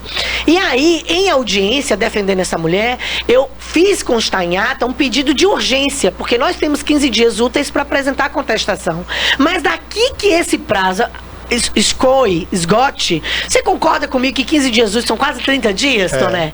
Quase 30 dias, tirar sábado, domingo, feriado. Fora que ainda vai abrir o prazo para ele impugnar a minha contestação. Então o que foi que eu fiz? Eu constei em ato o pedido para que o juiz analisasse em caráter de urgência a fixação dos alimentos provisórios desse menor em 30% sobre os rendimentos. Aí nessa oportunidade, do genitor, nessa oportunidade já deu o nome das duas empregadoras dele, as duas empresas, e o endereço. Aí marquei, olha bem, marquei para despachar com o desembargador, com o juiz, telepresencialmente agora, na última semana, salvo engano, quarta ou quinta-feira, algo assim. Ele não apareceu, quem apareceu é a assessora. Aí ele olhou pra minha cara e disse assim, doutora, é porque o juiz aqui gosta de julgar tudo junto. Aí ele geralmente vai esperar a senhora apresentar a contestação. Pra somente depois ele falar dos alimentos da criança. Quer dizer, ele não pensa na criança. A gente aqui prefere que seja assim, porque a demanda é muito grande. Eu olhei pra cara dela. Uma mulher, Toné. Uma mulher. Olha só. Mas ela, menos mal, que está cumprindo a ordem do juiz. Mas, amigo, se eu sou uma assessora de desembargador, como já fui, ou de um juiz, como já fui, doutor, é o seguinte, isso aqui é um caso que envolve uma criança. Nós não esperamos 15 dias úteis, que é quase 30, para depois esperar mais 15 de impugnação. Aí vai dar 2 meses. Morre de fome. Poxa vida, peraí. Aí, dependendo da situação da mãe, né? Ou da família da mãe. A família da mãe passando por... A mãe tá morando numa casa inacabada, sem porta. Como é que pode? Sem janelas, colocou o MDF para poder estar dentro. E esse cara foi viver com a mãe dentro de uma casa maravilhosa. E finge que não tem filho desde quando saiu de casa. Então é desse judiciário que, em que pese está aí se preparando, né? E a gente tem que reconhecer os avanços. A DEAN é um avanço, as varas de família são reformuladas, são avanços, enfim, reformuladas com o sentimento de humanização, né? A Lei Maria da Penha. A Lei Maria da Penha é um avanço, mas a gente de vez em quando se depara com isso. Exatamente. Então, daqui que o judiciário... Aí eu falei pra ela, só para terminar o assunto sobre ela. Falei para ela, doutora, eu insisto em despachar com o juiz. Então eu preciso de uma nova pauta, já que hoje ele não veio. Então marquei para essa terça-feira. E disse para ela, ainda que ele indefira, eu preciso que ele indefira. Antes que meu prazo de 15 dias aconteça. Por quê? Porque aí eu apresento um recurso chamado agravo de instrumento. E eu tenho certeza que o tribunal vai reformar a decisão dele. Eu não tenho a menor dúvida disso. Que vai reformar, porque veja, os filhos são sócios do pai. Eu não preciso provar que essa criança estuda no ITA. Que essa criança estuda no Bernoulli, que essa criança estuda nos melhores e mais caros colégios, porque inclusive antes de sair de casa, ele tirou o menino do colégio particular e colocou no municipal. Justamente visando isso. Justamente visando isso. Basta comprovar que essa criança é filho. É filho, ele é filho, o menino é filho dele. E por ser uma criança, a subsistência, ela é presumida, né? A dependência econômica é presumida. Quem é que sustenta uma criança? Os seus pais. Uai, então se são sócios do pai, o juiz não precisa esperar a contestação ser juntada nos autos daqui a um mês, não é porque 15 dias úteis é um mês, para então ele deferir em caráter de urgência os alimentos provisórios, pelo amor de Deus. Então a gente precisa se colocar no lugar mais sensível que existe, que é o lugar do outro, principalmente quando a gente fala de mulheres, de idosos e de crianças, porque a gente está falando de classes vulneráveis e que, portanto, precisam de um olhar humanizado e de acolhimento para terem as suas causas e os seus direitos tratados com uma certa sensibilidade. Porque se isso não acontecer, a gente vai ficar aqui, enquanto sociedade, diante de situações como essa que a gente assistiu agora há pouco e que nos causa tanta revolta. Vindo de quem? De um Deus embargador. Quanto mais João, Francisco, né? que não conhece da lei, que se acha o dono do mundo. Quer dizer, o cara ali sabendo que era uma audiência pública, né? Porque era online, né? Sim. Peitou ali não só a profissional, mas outros profissionais que estavam ali e uma entidade enorme como a OAB. Sim. E ainda por cima uma lei federal, uma constituída. E nem aí, porque ele continuou irredutível, não vou, e assim não fez. Ficou por isso mesmo. 7 horas a moça esperando. Eu costumo dizer, Barbosa e Toné, que infelizmente violência de gênero contra a mulher não escolhe classe social ou econômica, escolhe a vítima. Agora os outros Acabou. desembargadores que estavam ali eram muitos, né? Muitos, e todos registraram protestos. Mas eles poderiam, na minha opinião, né, não entendo do direito, mas eu acho que na minha modesta opinião, eles poderiam todos fazer um boicote àquela audiência. E se ela passasse mal? Poderiam, mas não fizeram. Não fizeram, né? Resultado, foram restringiram a coisa de constar os protestos, né? Mas a presidência daquela sessão estava na mão do desembargador Vargas. E aí, como presidente, ele achou que ele tinha o direito de conduzir da maneira que ele quisesse, nem que fosse violando uma lei federal.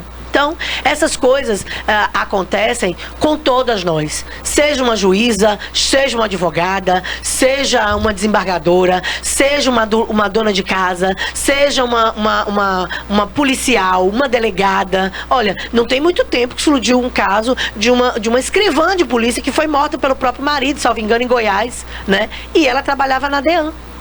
Então, a gente está falando de coisas que atingem a todos os nichos sociais, a todos os nichos econômicos. O que cabe a nós, enquanto mulheres, é romper o silêncio, buscar ajuda da rede de apoio, das autoridades locais, da delegacia, se não tiver da mulher, a delegacia simples, se não tiver um advogado, a defensoria pública, enfim, não se cale, não se cale. E volto a dizer, se para isso você precisa sair do mesmo contexto, do mesmo ambiente familiar, do seu algoz, do seu agressor, saia e depois tome as providências. Porque às vezes a gente tem que pensar em todas as circunstâncias, né, Barbosa? Às vezes a gente não consegue, de forma imediata, Toné, fazer a denúncia. Como você falou agora há pouco, tô dentro de um ônibus, eu não posso bater de frente com um cara que não quer levantar para eu sentar, porque eu posso até apanhar, e de fato mas de forma estratégica, você não pode, ainda que você não possa denunciar naquele momento, você tem que pensar de uma maneira de romper o teu silêncio, nem que seja depois.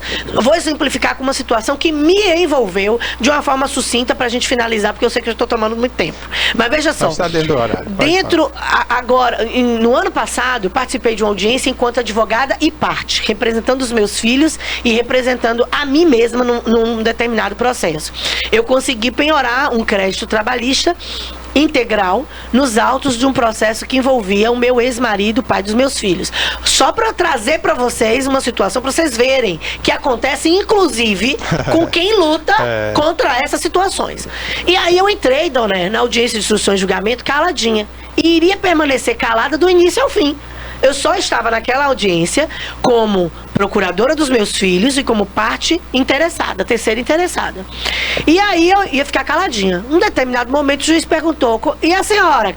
Quem é a senhora? Eu disse: eu me chamo Úrsula. A senhora está aqui para acompanhar a audiência por quê? Eu digo: estou na condição de terceira interessada, excelência. Eu estou aqui representando os meus filhos e a mim mesma em causa própria. Eu quero acompanhar a audiência do início ao fim, porque eu queria evitar que no meio da audiência um acordo fraudulento acontecesse e o crédito fosse para o banco acionado pelo reclamante e ao invés de vir para mim e para os meus filhos, como já era a pretensão, porque eu já estava penhorando. Então eu queria acompanhar. Eu entrei muda e sairia calada se não fosse isso. Depois que eu me identifiquei, o advogado da outra parte, do ex-marido no caso, disse: olha, excelência, eu gostaria que ela saísse da sala. Por quê? Porque existe uma animosidade entre ela e meu cliente. E aí eu quero que ela se retire da sala. Excelência, pela ordem, o ato é público. Eu estou aqui acompanhando como terceira interessada em meu nome e em nome dos meus filhos. Eu não quero interromper a audiência nem criar nenhum tipo de tumulto, mas é um direito meu, de qualquer cidadão comum que esteja atravessando a rua. Entra na sala de audiência e acompanha o ato. Qual o problema disso? Existe o princípio da publicidade. Tá bom, doutora. Nós vamos então decidir. Mas até que ele começou a gravar a audiência, diversos foram os desaforos dele, porque ele queria que eu saísse da sala de audiência a todo custo. Eu disse: não vou sair. O próprio juiz? O juiz. Doutor, então a senhora saia. A senhora não é parte do processo, a senhora sai da audiência. Eu digo: não vou sair. Quando ele viu que eu não ia sair, aí o bate-boca começou. Entre o advogado do reclamante, o juiz e eu. E eu mantive ali a classe. Disse, não vou sair.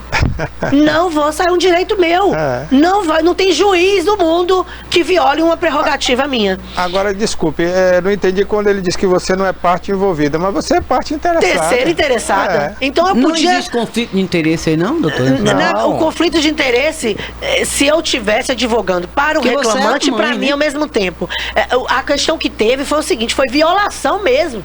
Violação dos direitos e interesses. Porque se eu tô ali como mãe e como procuradora dos meus filhos e falando em causa própria também. E o dinheiro iria para você? E para os meus filhos. Metade. Então eu tinha o direito de estar ali naquele momento. Até para evitar uma tentativa de fraude, como de fato depois aconteceu.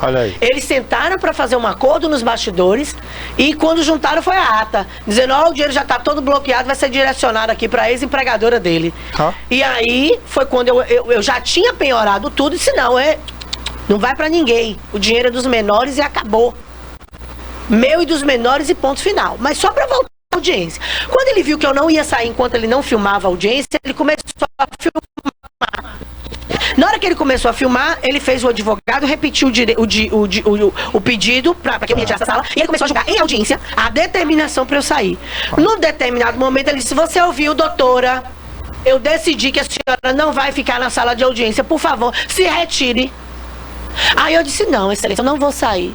Se o senhor está violando os meus direitos e direitos constitucionais e prerrogativas profissionais, faça isso do início ao fim, de cabo, do início ao fim, sozinho.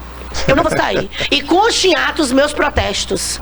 Naquele momento eu não podia fazer nada, só registrar em atos os meus protestos. Aí eu falei, quer saber? Eu não vou denunciar esse juiz agora não. Porque se eu denunciar ele agora, ele vai pirraçar, e desculpa o termo, sacanear mesmo. A verdade é essa. E não vai liberar o que tem de liberar. Então eu vou ficar aqui caladinho. O processo terminou. Graças a Deus, os direitos penhorados vieram para a vara de família a ser direcionado aos meus filhos. O advogado que pediu para eu sair da sala de audiência, viu, Toné? Me ligou. Oi, doutora, a senhora, por favor, poderia autorizar o desconto dos meus honorários contratuais? Doutor, mas foi o senhor que pediu para eu sair da sala? Agora eu sou parte no Agora eu sou parte? Então, o cliente dele não queria pagar? Não queria pagar de jeito nenhum. Não, tocando nele. E aí ele queria que eu autorizasse o desconto sobre o valor que veio para os meus filhos. Sinto muito, não tem condição. Faz assim, o senhor entra na justiça comum com a ação de execução contra o seu cliente. Eu posso até te ajudar encontrando os bens dele, mas o senhor costuma dar a comida do seu prato, do prato dos seus filhos pro prato dos desconhecidos? Não. Eu falei, então por que o senhor quer que eu faça isso com os meus? Não vou fazer. E aí agora que o processo terminou, eu acionei o CNJ, a ouvidoria do TRT e do TST e a OAB para me ajudar e me assessorar nessas denúncias que eu fiz contra esse juiz. Então, não foi imediatamente, realmente não foi, porque eu imaginei que pudesse ter retaliações, né, institucionais. E teria mesmo, né? E teria. Mas agora que a coisa acabou, e que como diz outro, e que os direitos dos meus filhos estão assegurados na vara própria daqui, então ótimo, maravilha, vamos tomar as providências que tem que tomar. Por mim, pela minha filha e pelo meu filho, e por outras filhas e outras mulheres que estarão no meu lugar amanhã, depois de amanhã, porque a gente só rompe o ciclo vicioso de violência quando a gente se posiciona. E se posicionar não significa revitimizar, não. Não. Ao contrário, significa empoderar vítimas com a reivindicação dos seus próprios direitos e prerrogativas. Então, não se permita ser revitimizada no silêncio. Rompa o silêncio para que você, de forma empoderada, se coloque como protagonista da mudança dessa história de violações que você, porventura, esteja sofrendo, tanto no seu âmbito profissional, quanto no seu âmbito doméstico, enfim, quanto no seu âmbito social, porque, como eu disse, diuturnamente nós mulheres passamos por situações de violações e nós somos essas portadoras do novo tempo. Qual é o novo tempo? De dizer pra Zezinho, não levante a voz pra mim não, viu? Se você levantar, Você vai ver o que eu faço. Mas tem que ter muito cuidado, porque isso pode levar ao feminicídio, né, doutora? Sim, pode. Mas o silêncio também pode levar ao feminicídio, né? Tomar providências pode levar ao feminicídio. O silêncio majoritariamente leva ao feminicídio. É até pior, né? Leva ao feminicídio, inúmeros ensurdecedores. Nós somos o 5º país do mundo que mais mata mulheres, com índices altíssimos de violência. E mais de 90% desses casos são de mulheres que sequer tinham medidas protetivas. Quer dizer, se não tinham medidas protetivas, Toné e Barbosa, é porque em momento nenhum elas romperam o silêncio e procuraram ajuda.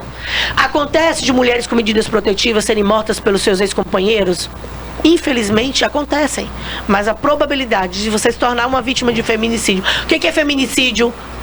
É o teu companheiro matar você. É um homicídio feminino, né? Então, infelizmente, com ou sem medida protetiva, nós podemos passar por isso. Podemos.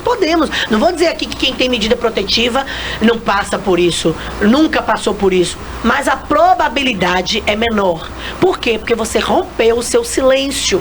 Porque você buscou a ajuda das autoridades policiais e judiciárias, da sua rede de apoio. Você saiu do seu ambiente tóxico de violência. Você procurou outro lugar para estar, junto com seus filhos, né? Então, é o que eu costumo dizer, inclusive para um nicho de mulheres evangélicas que nos procuram para terem orientações. Mas eu quero a minha família, mesmo com esses maridos aí tóxicos, eu quero a minha família, eu acredito que Deus possa libertar, transformar e salvar. Amém. Eu também acredito que Deus pode mudar todas as pessoas e mudar todas as coisas. Você quer continuar lutando pelo seu casamento em oração, mesmo que o seu marido já tenha cometido algum tipo de violência psicológica? Eu nem vou abrir a exceção para violência física não, tá? Violência psicológica, algum xingamento, alguma situação, alguma violência patrimonial, física, não bota aí no coisa não, porque eu acho que para quem comete violência física, essa oração aí vai ser em vão, porque Jesus ama muito você e não vai querer te entregar na mão do seu algoz. Mas eu respeito o teu posicionamento ideológico de continuar orando pela reconstituição, restauração de tua família. Amém. Faça isso, mas longe do mesmo ambiente de violência. Vá para casa de sua mãe, alugue uma outra casa, busque uma medida protetiva para tirar o algoz de dentro de casa, até que de fato Deus complete a boa obra na vida dele. Mas não seja a próxima Sara Mariano. Não pague para ver. Não fique calada. Não busque ajuda. Não deixe de buscar ajuda. Por quê? Porque você pode, inclusive, se tornar a próxima vítima de feminicídio dentro dessa estatística aí absurda. Para mim, para você que não te... para o seu vizinho, para João, Maria, lá dos Estados Unidos que não te conhece, a tua morte pode não significar muita coisa. A minha morte pode não significar muita coisa. Mas para os nossos filhos, para os nossos familiares, para os nossos amigos, para os nossos entes queridos, nós valemos e valemos muito. Portanto, se não for por você mesmo, seja porque tua autoestima está detonada, seja porque você já não encontra forças nessa caminhada, que seja pelos seus filhos, que seja pelos seus familiares, que veem em você a luz que você tem, a potência que você é enquanto ser humano e o amor que dedicam a você, que seja por eles, nesse primeiro momento, que seja por eles, mas busque ajuda, denuncie, ligue 190 ou 180, denuncie, busque socorro. Ok, essa aí, a Úrsula Matos está aqui com a gente agora. Todas as segundas-feiras vai ter o quadro aqui e aí você pode enviar, inclusive, perguntas, né, através de vídeos aí ou de texto que ela vai responder aqui dentro desse tema aí, tá bom? Obrigado. Muitíssimo obrigada, vai ser um prazer nossa jornada. Até a próxima segunda. Ok, gente, olha, agora vamos falar de futebol, Toné. Podemos, né?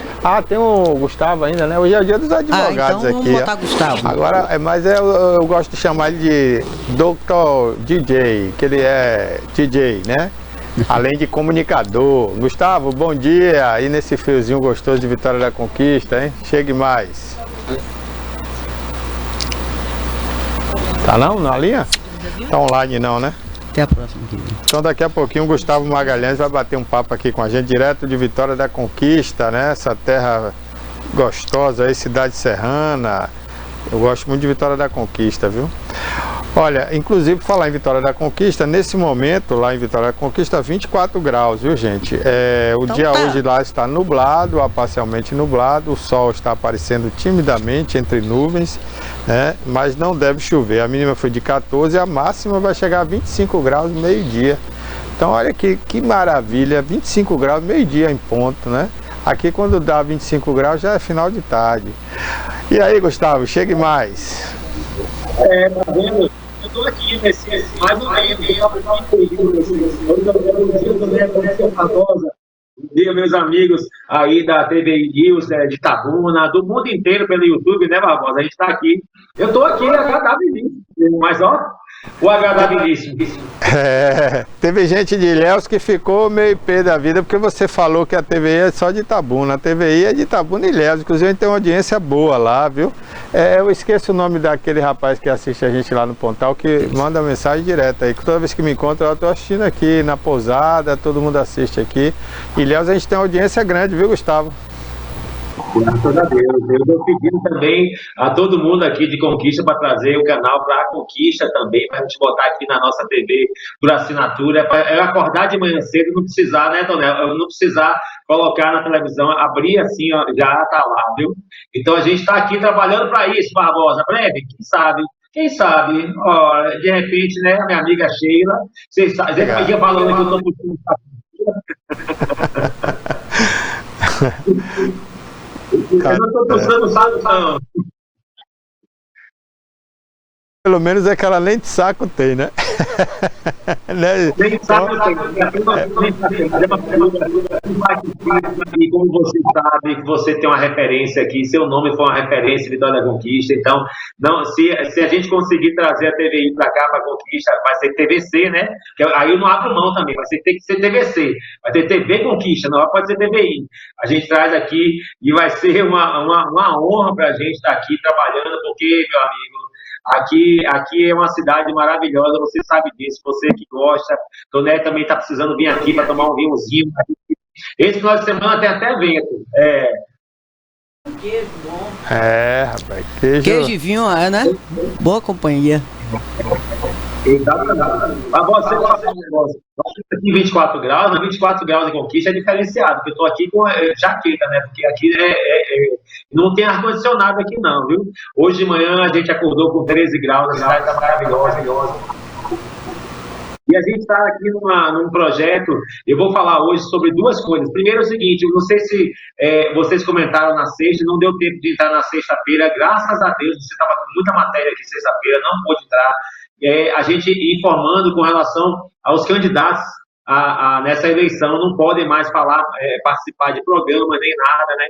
Não podem patrocinar evento, nada. Então, aí a prefeita convocou a nossa equipe aqui, eu estou falando em equipe, amor, aqui da TVI, aqui em Conquista, para participar de um evento, e nós fomos muito bem recebidos por ela, e para ela prestando contas do que aconteceu nesse último quadriênio aqui, 2021-2024. Porque eu não sei se vocês vão lembrar aqui, a prefeita Sheila era vice do prefeito Ézio Guzmão, que faleceu na época da Covid. E a prefeita absorveu ali os 2 anos. Os 2 últimos anos ela considera que não foi ela do Ézio.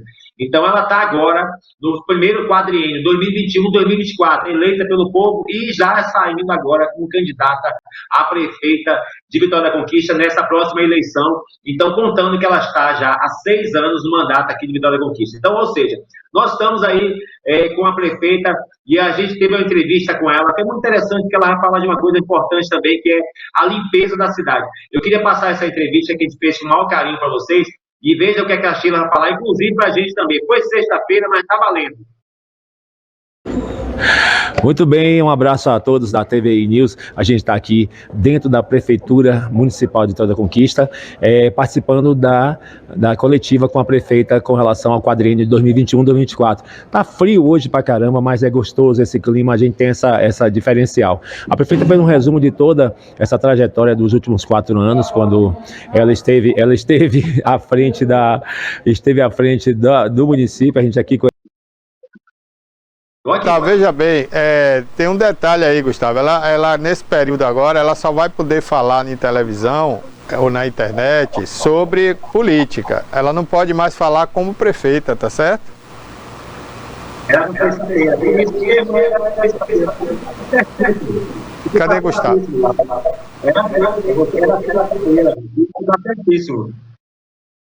Sexta podia, hoje se botar vai prejudicar ela, então a gente não pode colocar ninguém mais falando como executivo, como prefeito. Falar de obra, essas coisas não pode. Agora, se você pode trazer ela aqui, você pode trazer ela aqui falando de política, por exemplo, o que é que ela espera das eleições, o que é que ela vai fazer aí para, se ela ganhar, né? Mas sobre administração não, né? Agora falar de obras e prestação de conta não pode mais, tá certo? Ela fala assim, ela manda um recado, na verdade, falando sobre política. Ela fala sobre o direito da mulher, inclusive. A entrevista, na verdade, eu não fiz com relação a todo mundo que passa tem que falar mesmo. Olha eu voltando, olha eu bonito de novo voltando aí. A entrevista fala sobre o que Sheila acha como mulher, o que é que ela pode ser. A pergunta justamente para ela foi como ela absorveu, ela recebeu de presente a prefeitura, e ela como mulher, o que é que ela como mulher nordestina e dentro de uma sociedade machista, o que é que ela esperava. Então a entrevista fala sobre isso, Barbosa. Ela não fala de prestação de contas dela, não, porque isso aí tem um livro de 326 páginas, eu recebi essa revista, 326 páginas de muita coisa falando lá.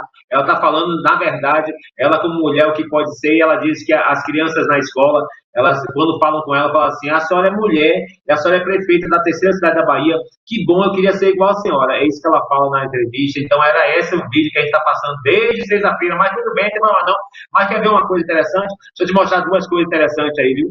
Vou te mostrar que Conquista também é uma cidade boa para fazer turismo. Olha só as imagens do Vitória da Conquista aqui. Isso aí não tem prefeitura no meio, não. Isso aí é a sociedade inteira fazendo. Olha as imagens de Vitória da Conquista. Primeiro é o seguinte: o Cristo daqui foi reformado, o Cristo de Mário Cravo, que é uma obra de arte maravilhosa, linda. Observe essas imagens do Cristo de Mário Cravo. Mário Cravo ele é um artista daqui da região também. Ele teve essa inspiração. O vídeo pode deixar a musiquinha, o visual do Cristo aqui na cidade da cidade é muito grande, bonita. O que acontece? Conquista desde 2021 está tentando ser polo de atração turística também. Já recebeu um título de que é um polo de turismo na cidade. Então, o polo de turismo na Bahia, a Vitória da Conquista está brigando por isso, porque é a entrada da Chapada. Aqui a nossa cidade é a terceira cidade da Bahia, uma das maiores do Norte Nordeste, a maior que até de crescimento para uma cidade, agora não me lembro mais, me falhou a memória. Porém, Conquista está crescendo pra caramba. Eu queria mostrar para vocês o tamanho da cidade. Esse é um dos polos que uma das atrações turísticas de Conquista agora. Tem outra atração turística também, que é o Orquidário. Orquidário, aqui, eu não sei se vocês sabem, é uma cidade que tem um clima perfeito para se produzir flores. Tem um orquidário também, olha o orquidário. E eu vou terminar com a catedral. Esse é o orquidário é o Rio Berruga, o famoso Rio Berruga. O único rio que passa aqui em Conquista. Maísa está aí levando as informações. Essa parece Salvador, né? O orquidário Zilda Guzmão foi inaugurado tem mais ou menos uns 6 meses. É lindíssimo, é lindíssimo. Isso aí treina uma paz aí, tem um sonzinho ambiente, é um negócio tão legal. É muito bom, isso é lindíssimo. É mais um ponto de atração turística em Vitória da Conquista. Tem mais um só. A última, para terminar, é a nossa Catedral das Flores. É a Catedral das Flores em Vitória da Conquista. Ela é um projeto arquitetônico que ela se equipara àquela de Curitiba. Então, eu passei ontem por lá, e quando eu vi esse pôr do sol, Barbosa, não tem jeito de não parar, não. É muito bonitinho. Você vê que a cidade é linda. Mas, então, voltando apenas aqui à Conquista, Conquista tenta ser um polo turístico, porque é a entrada da Chapada. Como a gente tem várias estradas dentro daqui que cortam o Vitória da Conquista, Conquista também está tentando ser um polo turístico, porque atrai muita gente. Muita gente passa por aqui. Antigamente a gente dizia: Conquista, vai para a Conquista fazer reforma no seu carro. A Maísa Magalhães aí vai fazer só a revisão do seu carro. Mas na verdade não. Ela tem muita coisa bonita também. Essa Catedral das Flores, esse projeto se equipara àquela mesma catedral de Curitiba. Olha que coisa linda. Imagine isso aí num casamento, uma festa. É uma estrutura maravilhosa. Isso aí, essa ideia foi da época ainda do prefeito anterior, do Wesley Guzmão. Bom, estamos ainda falando de Vitória da Conquista, mas para terminar, Barbosa, olha só que legal. Olha só que coisa inusitada. Nós temos aqui em Vitória da Conquista, pertinho de Conquista, tem a cidade de Anagé. Anagé fica a 50 quilômetros de Conquista, é totalmente diferente. Nunca vi algo parecido. Aqui é frio, lá é calor. Total, é um calor infernal. Olha que apareceu em Anagé, nesse final de semana, dia 6, sábado, vai aparecer aí uma coisa linda, e a gente estava brigando aqui nesse tempo, conversando, eu e Tamires conversando, é uma onça, a Sussuarana. Olha só que linda essa onça.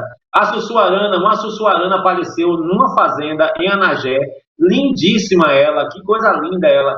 Ela estava aí, ficou aí, ninguém quis mexer. Aí o pessoal da responsável aqui pela prefeitura foi chamado. A Sussuarana grande, olha que fazenda linda, essa é Anagé. Anagé, perto daqui de Conquista, a gente chama de a Angra dos Reis do Sertão. Anagé, as fazendas são lindas lá, as casas são maravilhosas.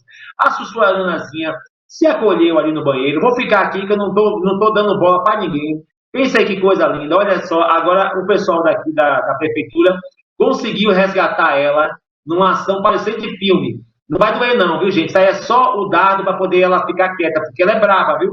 A bichinha é brava, viu? Olha só, vai atirar, eita, pronto. E agora ela vai dormir e ela foi resgatada o pessoal da responsável Centas aqui da prefeitura. Ela já está em local adequado, ela está já no local adequado, Barbosa. Linda Sussuarana, né?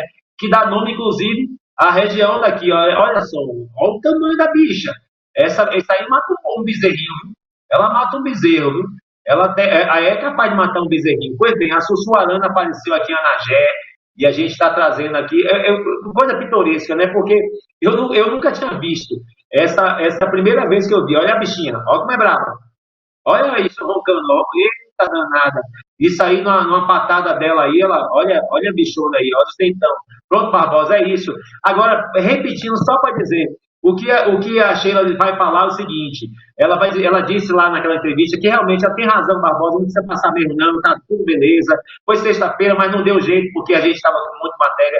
Ela está dizendo o seguinte, você é menina, você é mulher, você é do Nordeste, você é nordestina, mulher numa sociedade que é machista e que está dentro da prefeitura com um monte de gente, só tem homem, é para dizer o seguinte, você pode sim ser o que você quiser, é o que a prefeita falou e a gente torce agora que todo mundo ouça e aprenda dessa maneira. E outra coisa que ela fala é o seguinte, limpeza urbana é obrigação de todo mundo, não só da prefeitura, isso aí serve de recado para Itabuna e Ilhéus também, eu gosto muito, mas eu vejo o Ilhéus meio sujinho às vezes, viu? Um abraço meu amigo Marão, prefeito, volta aí por você, Barbosa. Gustavo, valeu, um abração aí, amigo. Essa Sussuarana linda aí, né, rapaz? É uma pena que é brava aí. Obrigado, amigo. Um abraço, até a próxima. E amanhã, participa amanhã aí com a gente. Tudo bem, eu volto, tem mais coisa aqui. Eu mandei mais coisa, amanhã te fala. Valeu. Bom, meu amigo, um abração. Olha, eu estou aguardando aqui o link. Silas, passa um link aí para mim, né? O Rodrigo Xavier, presidente do Itabuna, vai participar agora direto de Salvador com a gente. Eu preciso do link aqui para ele. E eu queria também mandar um abraço para Antônio Matos, em Salvador. Antônio Matos, obrigado pela audiência em Salvador. Você é um querido, sempre assistindo a gente aí. Tá reclamando do áudio aqui que não tá bom hoje, né, Matos? Mas é um probleminha técnico que a gente está tendo aqui, estamos tentando resolver, viu, Matos? É isso aí. Muito obrigado pelo carinho da sua audiência, meu amigo. Daqui a pouquinho, então, vou bater um papo aqui com o Rodrigo Xavier, presidente do Itabuna Esporte Clube, que teve uma reunião hoje pela manhã com o presidente do Esporte Clube Vitória. E o Itabuna conseguiu, gente, uma classificação antecipada para o campeonato, a próxima fase do Campeonato Brasileiro da Série D. Primeira fase aí o Itabuna jogou ontem, o jogo foi contra o Audax, né, o último colocado aí do grupo, e o Itabuna conseguiu vencer, né, com esse gol aí, e com esse gol o Itabuna se classifica antecipadamente, né, mesmo jogando desfalcado aí de 3 jogadores que foram devolvidos aí para o time do Vitória, mas o Itabuna jogou bem ontem e conseguiu esse resultado aí. Então parabéns ao Itabuna, né, gente? Conseguiu a classificação. Agora a gente vai torcer, né, para continuar firme aí, porque é longo esse campeonato, viu? Ainda tem mais 2 fases aí, né? Agora, salvo engano, vai ser a fase de mata-mata. O Rodrigo vai daqui a pouquinho bater um papo com a gente aí, vai confirmar, né? Mas me parece que essa próxima fase já é de mata-mata na Série D do Campeonato Brasileiro de Futebol. O Rodrigo já está online aí?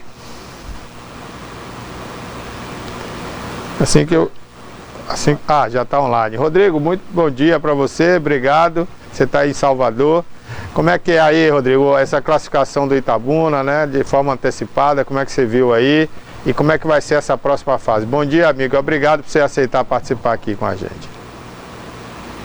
Bom dia, Barbosa. Com certeza, a gente sempre participa, falar do Itabuna é sempre um prazer, né? E principalmente na situação que a gente está agora, onde a gente conseguiu a nossa classificação antecipada, coroando aí a nossa campanha na Série D, que realmente foi uma campanha, tem sido uma campanha muito bem estruturada, muito bem técnica, e sem dúvida nenhuma a coroação veio ontem com a classificação antecipada, mas a batalha continua para que a gente tente aí ser primeiro colocado ou segundo colocado do grupo, de preferência primeiro, claro, porque a gente teria a vantagem na próxima fase de jogar a segunda partida dentro de casa. Dúvida aí, Rodrigo, esse lance aí, o cara tirou de dentro do gol, né? O Bandeira estava com a bandeira em pé ali, mas o juiz confirmou o gol, né? Na verdade, eu acho que o Bandeira, ele levantou a bandeira para que o juiz pudesse ver ele, não sei, aí só ele pudesse ver, porque ele correu em direção ao gol também. Então eu acho que a marcação realmente foi do Bandeira que confirmou o gol, mas aí só eles para dizer. O importante é que confirmou e que a gente conseguiu a classificação antecipada. Rodrigo, você teve uma reunião aí com o presidente do Vitória, né? O que é que você tratou nessa reunião, já que 3 jogadores foram devolvidos aí semana passada, né? A gente tem tratado duas situações, que uma é a questão da Série D. O Vitória está vendo a possibilidade de ver se a gente consegue repor alguns atletas aí pela subida, né, para o profissional do Vitória, dos 3 atletas, o Luiz Miguel, o Lauan e o José Breno, e a gente vai estar aí conversando com eles estão à procura de alguns atletas que possam se encaixar aí dentro do nosso elenco, então a conversa com relação à Série D foi isso, e o outro ponto específico é a questão da parceria da montagem do núcleo do Vitória aí, que a gente está afunilando, na verdade, as conversas e as documentações para que a gente possa efetuar realmente essa parceria do núcleo aí na nossa sede social. Bacana. Agora, Rodrigo, para a gente encerrar, que o tempo hoje está estourado aqui, mas eu vou querer que na próxima semana você venha aqui ao vivo, aqui no nosso estúdio. Essa fase que o Itabuna vai participar agora já é mata-mata? Isso, é uma fase que eles deram o nome de 16 avos, porque classificam 32 equipes. E normalmente nas competições quando você tem mata-mata, é oitava de final, só que oitava de final são 16 equipes. É onde começa a nomenclatura, né? Então, como classificaram 16 equipes, é um mata-mata, a gente pega o confronto do grupo, se eu não me engano é o grupo 5, o grupo do Brasiliense. Se fosse hoje seria contra o misto, é ali o grupo ali do Centro-Oeste ali, o confronto. E, aliás, o misto não, seria acho que é craque. Eu não lembro porque tem os resultados dessa semana. Mas a gente pega esse confronto de mata-mata. Então, por isso a briga também para que a gente fique entre o primeiro e segundo lugar. Porque se eu for primeiro, eu pego o quarto do grupo dele. Se eu for segundo, eu pego o terceiro. Mas sendo o primeiro ou segundo, a segunda partida a gente joga dentro de casa. Ganhando, aí a gente passa para a oitava de final. Ganhando, quarta de final. Ganhando, aí, com fé em Deus, a gente vai estar na Série C. E se tudo der certo, ganhar mais uma, vai para a final e aí pode até disputar o título da Série D.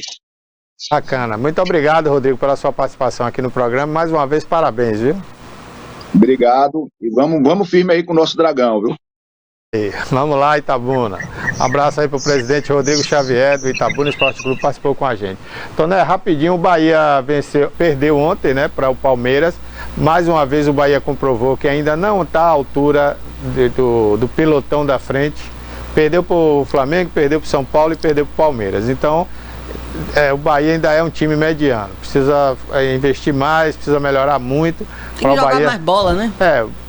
Não, até que ele não está jogando pouca bola não, mas não tem bons jogadores para fazer gol, para finalizar.